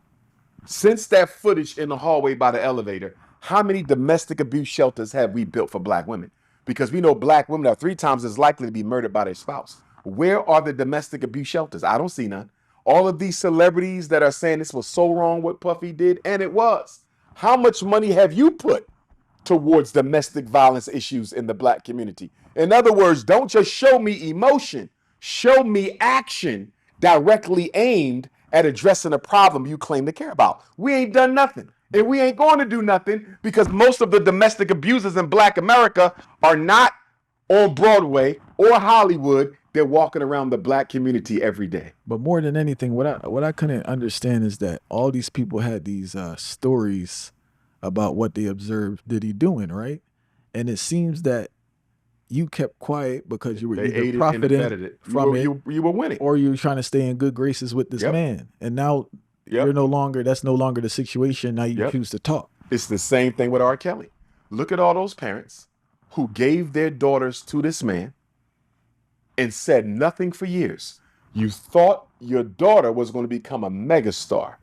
And when it did not happen, now you want to evoke the 10 Commandments. Now you want to evoke the Holy Bible. But you wasn't doing that when you felt your daughter still had a chance. If she would have made it big, you would have never said a word. What did I say earlier? Selective morality. Like you said, all the men who sat around and watched Puffy take advantage of these women, put stuff in their drinks, ain't say nothing about it at all. But now you're evoking it because you're no longer in good standing with this man. Selective morality. And it ain't just them. I think American Africans, period.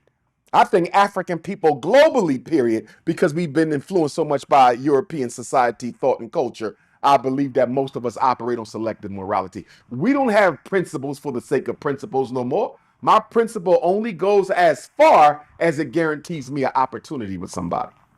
If you do it, I'm going to expose you. If he do it, I'm going to keep it to myself because he can actually help me. We had a guest on here. You heard of this brother called Daryl Davis. He's a musician. He works with the Klan.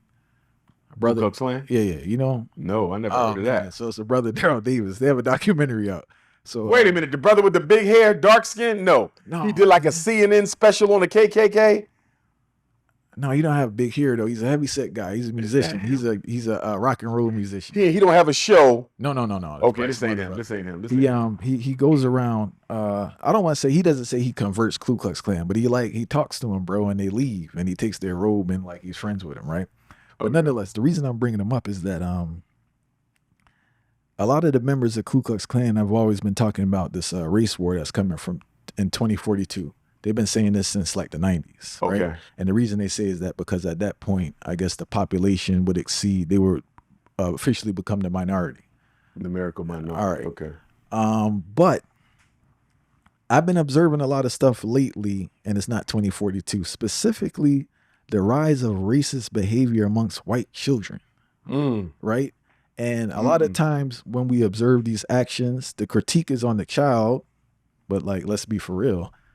We're not focusing enough on the parent Right. who set the tone Right. for this type of behavior. Right. Have you been hearing reports of rise of racist behavior amongst I children in see it. schools? I get the reports. I get text messages directly from parents. I'll give you an incident we had in Kansas, or was it Missouri? A white boy beat this black girl mercilessly, and he was only sentenced, I believe, to 1 year in juvenile hall. This is recent. He just got sentenced like last week. Broke her nose, messed her eye up. I reached out to the parents because I say, hey, we could turn this into a serious protest. We could turn this into a serious push for some legislation by your state legislatures. They never called me back. They didn't want no smoke because they lived in a predominantly white neighborhood. I guess they feared that, you know, and they probably thought I would bring too much attention to the situation. That's one. I know another one, another young sister. These are cases of white boys in high school beating up black sisters like they're animals. This was a case where a white boy attacked a black sister near Pittsburgh. This did not make the news. The mother reached out to me directly. I haven't heard from her in a while. And he beat her daughter mercilessly. She had to be hospitalized. In fact, I know about 3 cases like this personally, where the parents reached out to me or I tried to make direct contact where the white males are beating black women like they're men and nothing's really being done about it. So I do see the rise, I do see the increase, but you see it in society in general. I mean, look at the 2 or 3 cases we've seen of white men dating black women and then beheading them and dismembering their body and spreading it all over. There was a case in Ohio. There was another case in another city. And just the other day, I learned of a third case of a black girl who was attacked, murdered, and her body dismembered and spread all around the town. So I think femicide, not to limit it to that because black men are being attacked as well, but women are much more defenseless in the face of an assault by a male. And I just think femicide is a very big issue in the black community, and I don't think it's getting enough attention. I think partly because of the friction between black women, they're not uniting enough around protecting each other. And I think black men are too accusatory and condemnatory of our women to really stand up for them and speak out against this femicide campaign because it's not limited to the murder. We see it with the infanticide or the what do we say, the death on the birthing table. So many black women are dying in the process of giving birth. Infant mortality, their children dying in the process of being born into this world. Outside of the material, outside of education and income, because black women exceed black men in education and income. And we're one of the only groups who are exceeded by our women in this country in terms of education and income. But I think black men are being so distracted by the fact that our women out educate and out earn us that we're failing to recognize outside of education and occupation, black women are catching holy hell at the hands of the American white power structure. But we can't see it because we're so caught up with the education and the income and the expectations for romance that we're not looking at the fact that black women, just like black men, are an endangered species. I just want to jump back to the behaviors of young white kids. I heard numerous reports throughout New Jersey where children have white only groups. That's like the new thing at the school. But what I notice is that when they engage in certain behaviors, they're not reprimanded by the school. That's my biggest concern. It's like it's taking place, Mm. but the school is not reprimanding the children. So it's creating an issue now because the child is receiving a message at home and the child's receiving another message from the school that what they're doing is not that serious because they're not being in trouble for it. And the black child is suffering now psychologically because they're being exposed to this behavior and they're seeing that the administration has not reprimanded the child. That's like my big issue from a I psychological get the level. cases every day. I probably got about 10 parents on my voicemail right now who need some kind of direction on what to do about racial assault, verbal or physical, against their child, in some cases repeated racial assault, and administration isn't doing anything against it. Couple things that I always tell parents to do when they write that first letter: send it to the principal or send it to the superintendent, carbon copy the chair of the school board, because the school board employs the superintendent. The superintendent is the principal's boss. Make sure you talk about the civil rights amendments.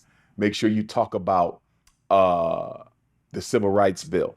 Make sure you talk about the fact that discrimination in any form is illegal in schools that receive public funding, period. So if your son is being bullied, if your daughter is being called racial slurs and the principal isn't doing anything about that, they're practicing discrimination against your child. That is a violation of the 1964 Civil Rights Bill. That is a violation of the educational amendments. That is a violation of several titles of the educational amendments, and you can sue them in open court if they don't do something about it. Also, you can write a letter of complaint to the United States Department of Education Office of Civil Rights. There's an Office of Civil Rights inside the USDOE, whose job is to do what? Investigate complaints of discrimination across the country. And there's several offices of the USDOE, Office of Civil Rights. When you Google it, you'll find the office closest to you. You send them that letter, they will come out and investigate your claim of racial discrimination. And if it is substantiated, that will enable you to go to court where you can file for financial damages, but that can also lead to the principal being fired and the school district losing funding. My issue with us, we don't fight enough. When you're talking about the schools, when things are done wrong to our children, I don't care if it's special ed, I don't care if it's discipline, I don't care if it's white racism, we don't fight enough. We yell, like you said earlier. We'll make an emotional case of it, but we won't put pen to paper. I think black people are terrified of interacting with white people. Oh, we still, yes, the plantation fear is still there. You know, it's just like they Yes. don't want. So a lot of things is just like, oh, when it comes to our own now, we'll get very fiery and The nasty. plantation fear is still there. Yes. Yeah, so serious. Yes. You know? We love and we worship Caucasians. And I don't think black people really want to admit how enamored we are by white people. This is one of the reasons why I don't believe Caucasians should belong to black organizations. Not only is it a contradiction of Pan-Africanism, but let's deal with it psychologically. If we see them as special, if we see them as superior, supreme, if we see them as a different class of human beings far above us, if you bring them into your organization, at some level, you're going to start depending on them to lead the way. At some level, you're going to expect them to provide you with the answers. At some level, you're going to expect them to come up with the funding. And what do we also know? When white people join black organizations, they don't join as routine members. They always end up with a position. I don't know of a white person in a black organization who ain't the special counsel or the recording secretary or the spokesperson for the media. They don't just come and participate. They always come to claim some aspect of leadership within our organizations. And my message to white people, if you care that much about black people, why are you in our organization? We don't need you here. You need to go and join the white organizations that are responsible for the problems that we have. If you want to go infiltrate something, don't infiltrate the black organization. Infiltrate the Supreme Court. Infiltrate the what are the folks on Congressional Hill? Go and infiltrate the lobbyists. Go and infiltrate the Federal Reserve. Go and infiltrate one of these institutions. Go infiltrate the FBI, the CIA, Homeland Security. Don't come and infiltrate us. The decisions that are made that affect black people are not made in the ghetto. They're made in the white community. They're made in the governmental chambers. Go and infiltrate that. We don't need you. If you really care, you could do much more being around your own people than you could ever do being around us. Was Juneteenth made a holiday in 2021 just to pacify black Americans after the numerous protests against social injustice in previous years? Because it was like actually implemented. It seems like instead of actually implementing police reform, I'm gonna start this one from the top, man. Was Juneteenth made a holiday in 2021 just to pacify black Americans, right? After the numerous protests against social injustice the previous year. it seems instead of actually implementing police reform, lawmakers gave black people Juneteenth. Do you believe this to be true? Yes, I do. Not only was Juneteenth passed by President Joe Biden as a federal holiday, first one since the Dr. King holiday, ironically, it was done to placate blacks because the federal government had no other agenda at the time. Nothing was done for black people this first term of Biden's administration.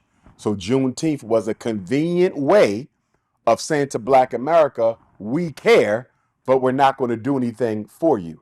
And in my opinion, Juneteenth was also made a federal holiday to kill it. Because when you look at Dr. King's birthday, when you look at Black History Month, when you look at Kwanzaa, any of our cultural celebrations that the government condones, validates, or makes a holiday, they take the power out of it. See, in order for something to be sacred, you have to control it. For something to be sacred, nobody can enjoy it but you. You're not supposed to let other people get involved. You don't see other people getting involved in a Jewish bar mitzvah. That's for Jewish people. It's sacred. This is ours. They took it from us. When he federalized Juneteenth, he took it from us and stripped it of its meaning. And in doing that, he allowed the Rainbow Gang to come in and attach itself to Juneteenth. You allow the immigrants to come in and attach themselves to Juneteenth. If you look at most of the Juneteenth celebrations around the country, they do not focus on the liberation of African people after slavery. They focus on the issues of all minority groups. So they multiculturalize Juneteenth to the point where it's no longer relevant. I've been speaking at Juneteenth for years. Guess what? It's hard for people to bring me in to speak now because they're getting funding, federal funding. And if we bring Dr. Umar in and he says the wrong thing that offends our immigrants, our white women, or our homosexuals, we might lose our funding. So people used to bring me in all the time, say, Doc, I don't know if we could bring you in because we get funding now. And people are afraid that you may say something that will upset somebody and mess with our money. So Juneteenth has been completely co-opted by the white power structure. But here's the thing.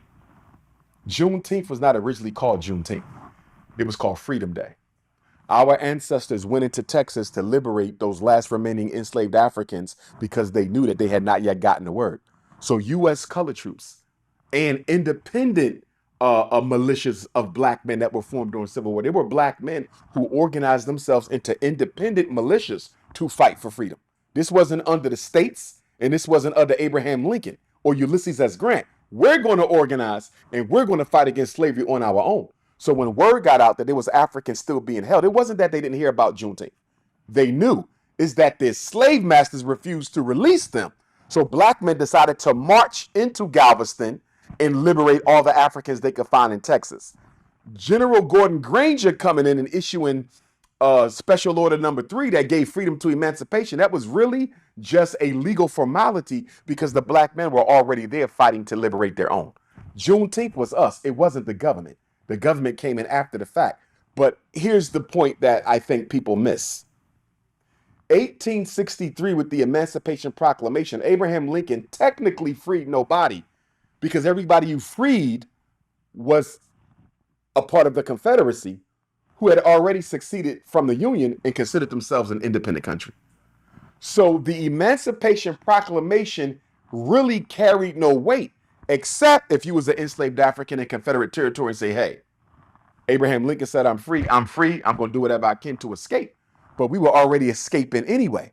So if you say, what practical benefit was the Emancipation Proclamation to black people? Not much, because it specifically stated, I'm only freeing black people in states that are in armed rebellion. Maryland was a slave state. It was not an armed rebellion. Emancipation Proclamation didn't free them. Delaware was a slave state that was not an armed rebellion. It stood with Lincoln. Emancipation Proclamation didn't do anything for them. Kentucky, I believe, stood with the Union. And Missouri stood with the Union. Slave states, not an armed rebellion. In fact, I read somewhere that Susan B. Anthony or Lucretia Mott, one of the white women abolitionists and women's right leaders, they invited Harriet Tubman to an emancipation celebration, 1863. Harriet Tubman said, I'm not coming. They said, why? She said, because I'm from Maryland. My people are still enslaved. President Lincoln's emancipation did not free slaves in Maryland, Delaware, Kentucky, and Missouri. So what am I going to celebrate for? You see what I'm saying? So the emancipation, in my opinion, it stirred the slaves up, I'm sure, when they heard about it in Confederate territory. But what did it really do? Not much at all. I am appalled and embarrassed by black people who have been going to Joe Biden's Juneteenth cookout at the White House. That is an insult. This man ain't done nothing for black folks, won't even have a conversation on reparations without entertaining the same for Native Americans. And you up here partying for Juneteenth. George Floyd police reform bill still sitting on the desk. Ain't even been passed. And you at the White House partying with Joe Biden, and then Kamala Harris threw the hip hop cookout, 50 years of hip hop. What we dancing for? What has hip hop done for black people? This is why they don't take us. Nobody should have been there. Nobody should have been there. We don't need no party, no watermelon and chicken. We need laws and resources. But every time the white power structure wants to throw us a bone, we can help a bark. So with the school vibe, right? Obviously, there's a lot of criticism online about the school, right? Um, do you feel the criticism you received about the school is actually about the time or the lack of your transparency about what's going on? Great question. Do I feel the criticism about the FDMG Academy is about the time or my lack of transparency? I'm going to say neither. And I'm going to say neither. First, let's deal with the transparency. I believe I've been more transparent than I should have been. And I've been told this by educated friends that I have. In fact, some of my friends who run charter schools, they say you told too much. They didn't need to know how much money you raised. They didn't need to know what you spending the money on. They didn't need to know what repair you were making. Like, I've been completely transparent. The only thing that they haven't seen is our statements. And I don't think that's anybody's business because the IRS are going to go through them and make sure everything's right. And we've already been audited by the IRS because of these coons who kept making complaints against us. So the IRS audited us year before last, and we passed it with flying colors because obviously the only monies we've been spending have been monies associated with repair. So we're not in operations yet. So there's not a lot coming out. You know what I mean? It's just repair. So I think I've been too transparent. And then I also think, and I say this all the time, that people fail to realize that because this is an independent school financed by independent donors of the African race around the world, the only people entitled to know what's going on with the school are the people who donate. The critics have never donated. There's not a single critic on YouTube who has donated to the school. And by the way, we have every single donation recorded since the first one we took in April of 2014. So this April has been 10 years since the first donation, 5 years since we had the school. So to my point, the only people who need to know are the people who are invested in our project. And most of our donors are repeat donors. Very few people have only donated once. Nearly every donor, we see their checks over and over. We see their PayPals over and over. We see their Cash Apps over and over. So my position and the position of those on our school team, why are we explaining ourselves to people we don't know, have no vested interest in your success, and who have not donated? So I think I've been too transparent. On the timeline, that's also nonsense. I know of several charter schools who are publicly funded. One of them, from the time they got their charter approved, took them about 5 years to get operating. Well, we are at the 5-year mark since we found the school. I know another charter school took them about 8 years before they opened up after charter. And this is public funding. So for an independent school, no public funding whatsoever, by our own choice, I think we right on time. And do you after the experience, because you learn as you grow, Yes, sir. do you think that one, the model that you have is sustainable? And also, do you think that you should have taken funding from outside sources to move up the process? Second question first. Absolutely not. It's a conflict for me as a Pan-African, as a Garveyite. Remember, FDMG is about building Pan-Africanist leaders. How do I tell them you can go anywhere in the world and build a self-sustaining community if I couldn't do it? I got to be able to say black people did this with no help. If I can't say that, I don't need the school. You feel me? Because it's a contradiction. I took money from white folks to get the school up, but you can go do it without them. Nah, we got to do it without them. So that's one. On the other hand, What would I do different? Couple things. One, I would be less transparent because I think everything that my enemies have used to attack me, I gave it to them. So I think I would be more tight-lipped. Uh, so here's the thing: the reason it's taken us so long has nothing to do with money or transparency. It was the contractors. It was the contractors. These white contractors got us done in about a year. 4 years I waited on black contractors, and all they did was rob us, steal us, scam us, and not finish their work.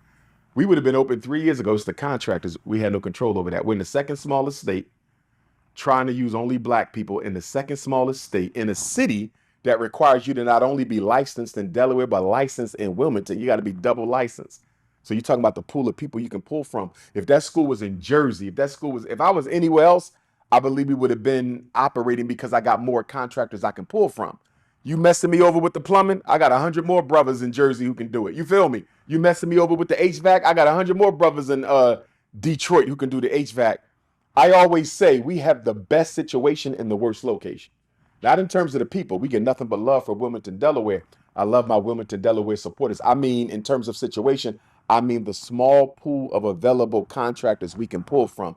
That is what sabotaged us the most. More than anything else, the fact that we didn't have more contractors we could choose from. That's the biggest reason for the delay. How was the team? Like, how was the? Do you have a board? Yes, we do. You Yeah, got to have a board. yeah. And like, how's the team support that you It's put together excellent. for? I mean, I get nothing but support. The problem is most people think YouTube is reality. So they see all the slanderous videos on YouTube. They think I don't have no support. Let's do the math. I'm the most popular black scholar in the world, not just America, the whole planet. I'm the most requested black scholar in the world, not just America, the whole planet. I'm the most influential Pan-Africanist in the world, not just America, the whole planet. I have more stamps in my passport than every other speaker in the black conscious community put together. There's nobody remotely close to me on any level on earth. So if I had more hate than love, why am I speaking 200 times a year? You see what I'm saying? If I got more hate than love, how did we raise all that money to fix that school up? So the love is immensely greater than the hate. The biggest difference between my haters and my supporters is the supporters are mature. Just like we talked about, married couples don't get involved in this crap because we know that this is nonsense. My supporters don't get involved in the YouTube wars over FDMG because they've been to the school, they've been to the fest, they know. You still got people saying where the school at. How you still saying where the school at? How many videos I done done in the school, walks through the school? Then they said he don't own the school. He just climbing in the window. They said I was climbing in the window, making come on. Oh, the HVAC ain't done. He just lying. Ninja, you got to get approval. The L&R come out. You got to get an inspection. Some of the lies are so extreme that I say, how can people believe this crap without even looking it up? But I'm going to give you the biggest reason why I think I get the attack. I'm going to give you the biggest reason. My message, more than everybody else who runs their mouth, my message is very much about self-determination and do for yourself. Black people would rather be intellectual masturbators. They want me to be a pastor. They want me to say, just believe this and everything will be well, like the pastor does. I'm not going to do that. Black people are only going to save themselves if we save ourselves. I believe that one of the reasons I get so much pushback is black people are in denial as to how we fix this. And we only fix it with our bare hands. When FDMG succeeds, when we open, God willing, when we open, you have a school that initially started without a penny when we took our first donation 10 years ago. 2 schools, mind you, facing 2. We ain't started on the second one yet. You got a school, independent, up and running, no white finance, no bank loans, no non-African investment, that started without a cent in a real school building on a $13 million campus, because that's how much they paid to renovate that campus, which is only about 15 years old. If Dr. Umar can do this in 10 years, although it could have been sooner, what excuse do we have? not to do the same thing where we live at. I believe one of the biggest reasons I get the pushback is once the school opens, our people are going to start looking at everybody else who claims to be a leader or a spokesman throughout the conscious movement, and they're going to say, Dr. Umar got the school. What you going to give us? You brought up a great point I want you to elaborate on. A lot of times we speak about propaganda. We obviously focus on entertainment, movies, music, magazines, books, but we don't focus on academia. I know you mentioned schools, but I want to talk about at the collegiate level and also the use of professors that have been denied to publish certain works that don't support certain things, or they're pushed out of academia because they're research. They're thinking outside of that zeitgeist. Yeah. So I don't think people understand how deep it is in that area. Oh, it's very deep. It's very deep because universities have been rubber stamped by the government, and this is global, by the way. The scholars have been given the authority by the power structure to dictate what is true and what is false. The universities are given that. If the universities control the narrative on everything, we have to control who works for the university. And as a result of that, if you are a revolutionary thinker, if you are not going to go along just to get along with the particular school of thought at that university, they will block you, sabotage you, and kick you out. And I know this because I've had professors call me and say, what should I do about this? I just got sabotaged by my own department because I don't believe in this or I don't believe in that. And they jammed them up. That's why getting tenure, if you black and you think for yourself, you probably never gonna get tenure. I think Cornel West finally got it, but he went through hell to get it. He had to bounce around to a couple of universities to get his tenure, even though he was a popular black scholar. Dyson might have it, but I'm not even sure if Michael Eric Dyson got it. It's hard to get because it's very political. And not only that, if I'm correct in saying this, the people in that department have to vote on you. So it ain't just about meeting the standard. These people, the clique, has to approve you. So it's almost like a big brother type of a thing. You got to please us to become one of us. Me, myself, I can never go through that. I'm not even going to try. Even at an HBCU, I'm not even going to try. But, there's another part to it, man, that's very disturbing, is that black people only listen to people who are validated by that system.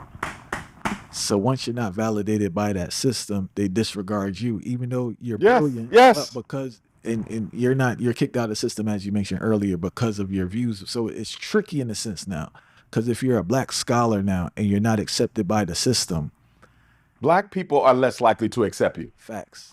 I say it all the time. I wonder, would I be as popular as I am without that doctorate behind my name? You follow what I'm saying? Without those 6 degrees, would black people still hold me to the standard that they do? And I'm not sure that they would. I'm not sure that they would. That doctorate makes all the difference. And I can't really judge it because when I kind of blew up, if you would, on the global scene, in the national scene, September of 2010, I got my doctorate 2 years later in July of 2012. So I only had 2 years without the doctorate, but I was still the certified school psychologist though, you see. Yeah. So I still had a credential. So it's hard for me to judge how my acceptance by our people really would have been without the white man's credentials. I think that I would say no, because even with your credentials, you're criticized and questioned about your credentials, right? That's true. That's true. And unfortunately, in our community, it is that we need someone else. I think we was talking about this in the car going to Brooklyn. We need someone else to validate you before we can accept your brilliance. That's the main thing. That's very true. After all these interviews I've done, the main thing I've learned about black people is that they really need someone to validate your brilliance before they can see the greatness within you. And this is across the board. And they normally want the white man to be the validator. No, it has to be the white man. Yes. What do you mean? Yes. You know what I'm saying? It has to be the white man. So it's just like, I brought that up to go back to the academia now, because there's so many brilliant professors out there who's been pushed to the side. Oh yeah. And who have great things to say, have great works, but because they don't have that stamp of approval or that validation by that, they're not acknowledged. And what's happening now, so many of them are getting discouraged and not doing work and not doing research. And those coming up see this. They're not pursuing. We're going to have this big absence of And black all scholarship on the right. collegiate level. And I also think that's why a lot of HBCUs are bringing in more white faculty. Because as I travel and speak at the HBCUs, I'm starting to see more and more white faculty, and I'm starting to see more and more white faculty chairs of departments. Because even the students tell me, Dr. Umar, you know, the chair of our history department is white. What? The chair of our psychology department is white. What? You see what I'm saying? And I think some of that is being done by the board of trustees because they feel that we need more white people here for us to appear more official as an institution. You see what I'm saying? And back to the control of information. Okay, the government has given the universities the right to decide what is true and what is false. And the universities push their narrative by always quoting what? Facts, studies, and statistics, right? We have found through our research. And of course, all the research is fraudulent anyway. But who's funding the research for the universities? The corporations, right? So at the top of this triangle is the corporations. They funding the politicians and they funding the universities. So what are the likelihood that the universities are ever going to find truth that is inconsistent with the agenda of the corporation? Let's just take ADHD, for example, right? All the research, most of it is done by the universities. Now they're saying the ADHD medicine ain't as dangerous, blah, blah, blah. Well, I guess so, right? Because who's funding the research? The pharmaceutical companies in New York City. So at the top of this whole thing is the corporations. And that's why the lobbyists might be more important than the politicians because they are the ones who take the money from the corporate interests and give it to the elected official. There was a quote I read once. It said, when the buying and selling is controlled by the government, the first people to be bought and sold are the politicians. Remember, the Rockefellers, they created their own general board of education to control what the universities would teach and control what the schools would teach. I don't think people realize how political education is, collegiate or grade school. The Rockefellers, and their sole aim was to make sure not only do we control the content, but we're going to control the courses. They're not going to get any courses on oil investment, international trade, stock. That's why there's no money taught in school, even white schools. Very few courses on economics because the Rockefeller said if you teach them how this works, we will lose our power. So the whole purpose of education is to teach you how to labor, how to be a worker, not to be a king of capital. Do you believe you spoke about it earlier, that absence of that spiritual connection, how it kind of is an issue for the brothers? Mm-hmm. Do you think because you have that spiritual connection that gives you the fuel, that gives you the guidance, that gives you the strength to go through the hard times? Oh, for sure. Because it'd be hard for me too. You know, sometimes I'd be down in Wilmington, Delaware, sitting on the steps, especially when we went through the HVAC. I didn't think we ever come out the HVAC thing, bro. I'm sitting on these steps. I'm like, Lord, did you give me this school just to make a fool of me? Like I'm sitting there like, why we can't find, you know what I mean? And we finally got the HVAC thing settled or whatnot, but it's tough. And I don't think if I had my spiritual foundation, you know, I don't know where I would be right now. You know what I mean? But even before I came here, you know, I got my altar. Obviously, I pray to the Most High. I talk to my ancestors on a regular basis. Sometimes they talk back with dreams. You know what I mean? But my spirituality has sustained me through this because there's been times where, you know, things could have went really bad, you know, and I know that it was divine intervention that kept me focused. You know what I mean? And I just think without my spirituality, I don't know where I would be because every city I go to, you don't know what to expect. You know, you don't know who waiting for you. You know, I get the death threats. I get all of that. You know, I don't speak on it because I don't pay that no mind. I believe in the Most High, but it's not an easy walk doing what I do from the school to the children, just the traveling, the community. You don't know who the haters is. You don't know what you about to walk into through the IRS and the FBI. It's a lot that comes with being Dr. Umar that nobody sees, you know. And so if I don't stay rooted, like I can't go a long time without prayer. Like I pray every morning. Now I'm trying to pray every night too. When I was Muslim, of course, you pray 5 times a day. You know what I mean? But I'm just trying to get up to at least 3, morning, midday, evening, pour my libation, talk to my ancestors, meditate, see what they got to say back to me. And without African spirituality, I don't know if I would still be alive. You know, and I'm glad I went to Africa in 2005 with the Garvey movement. I'm glad I had that spiritual epiphany in Goree Island slave dungeon on that trip because that's what gave birth to my pursuit of African spirituality. All these ancestors came to me in my hotel room. I'm wide awake. That's not even a dream. Scared the hell out of me. Something was pushing me and touching me and tapping me. I went through all this in Goree Island, and or at the hotel the night that I visited Goree Island, and it changed my life forever. That was '05. 2010, I blew up. Um, 2014, we started raising money for the school. 2019, we got the school, and I'm hoping we will finish all the renovations by the end of the summer. Did you cry at Goree Island? Oh, hell yeah. I cried heavy too, and the tears didn't even feel like mine. That's the first time I ever poured libation in my life. First time to Africa, first time to a slave dungeon, first time I poured libation, I started crying. I'm like, but the tears didn't feel like mine. They were so heavy. I stood up, walked out the dungeon a little bit, walked back in, did it again, finished the libation. Like, yo, that was kind of weird. Like, I ain't never, something was weird. Get back to the hotel room, call my mother, walk back to my hotel room. I sit down.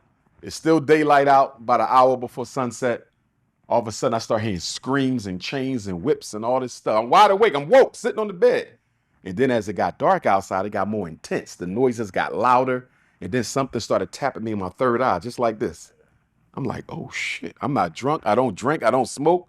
Then I try to go to sleep. I'm like, okay, let me try to sleep this shit off because something's in here. And then two hands kept rolling me to the other side of the bed. Then when I get to that side of the bed, it rolled me back. Then start tapping my eye again. And then I started hearing voices, but I couldn't make out what they were saying. And then I came to the conclusion. I was like, this is my ancestors.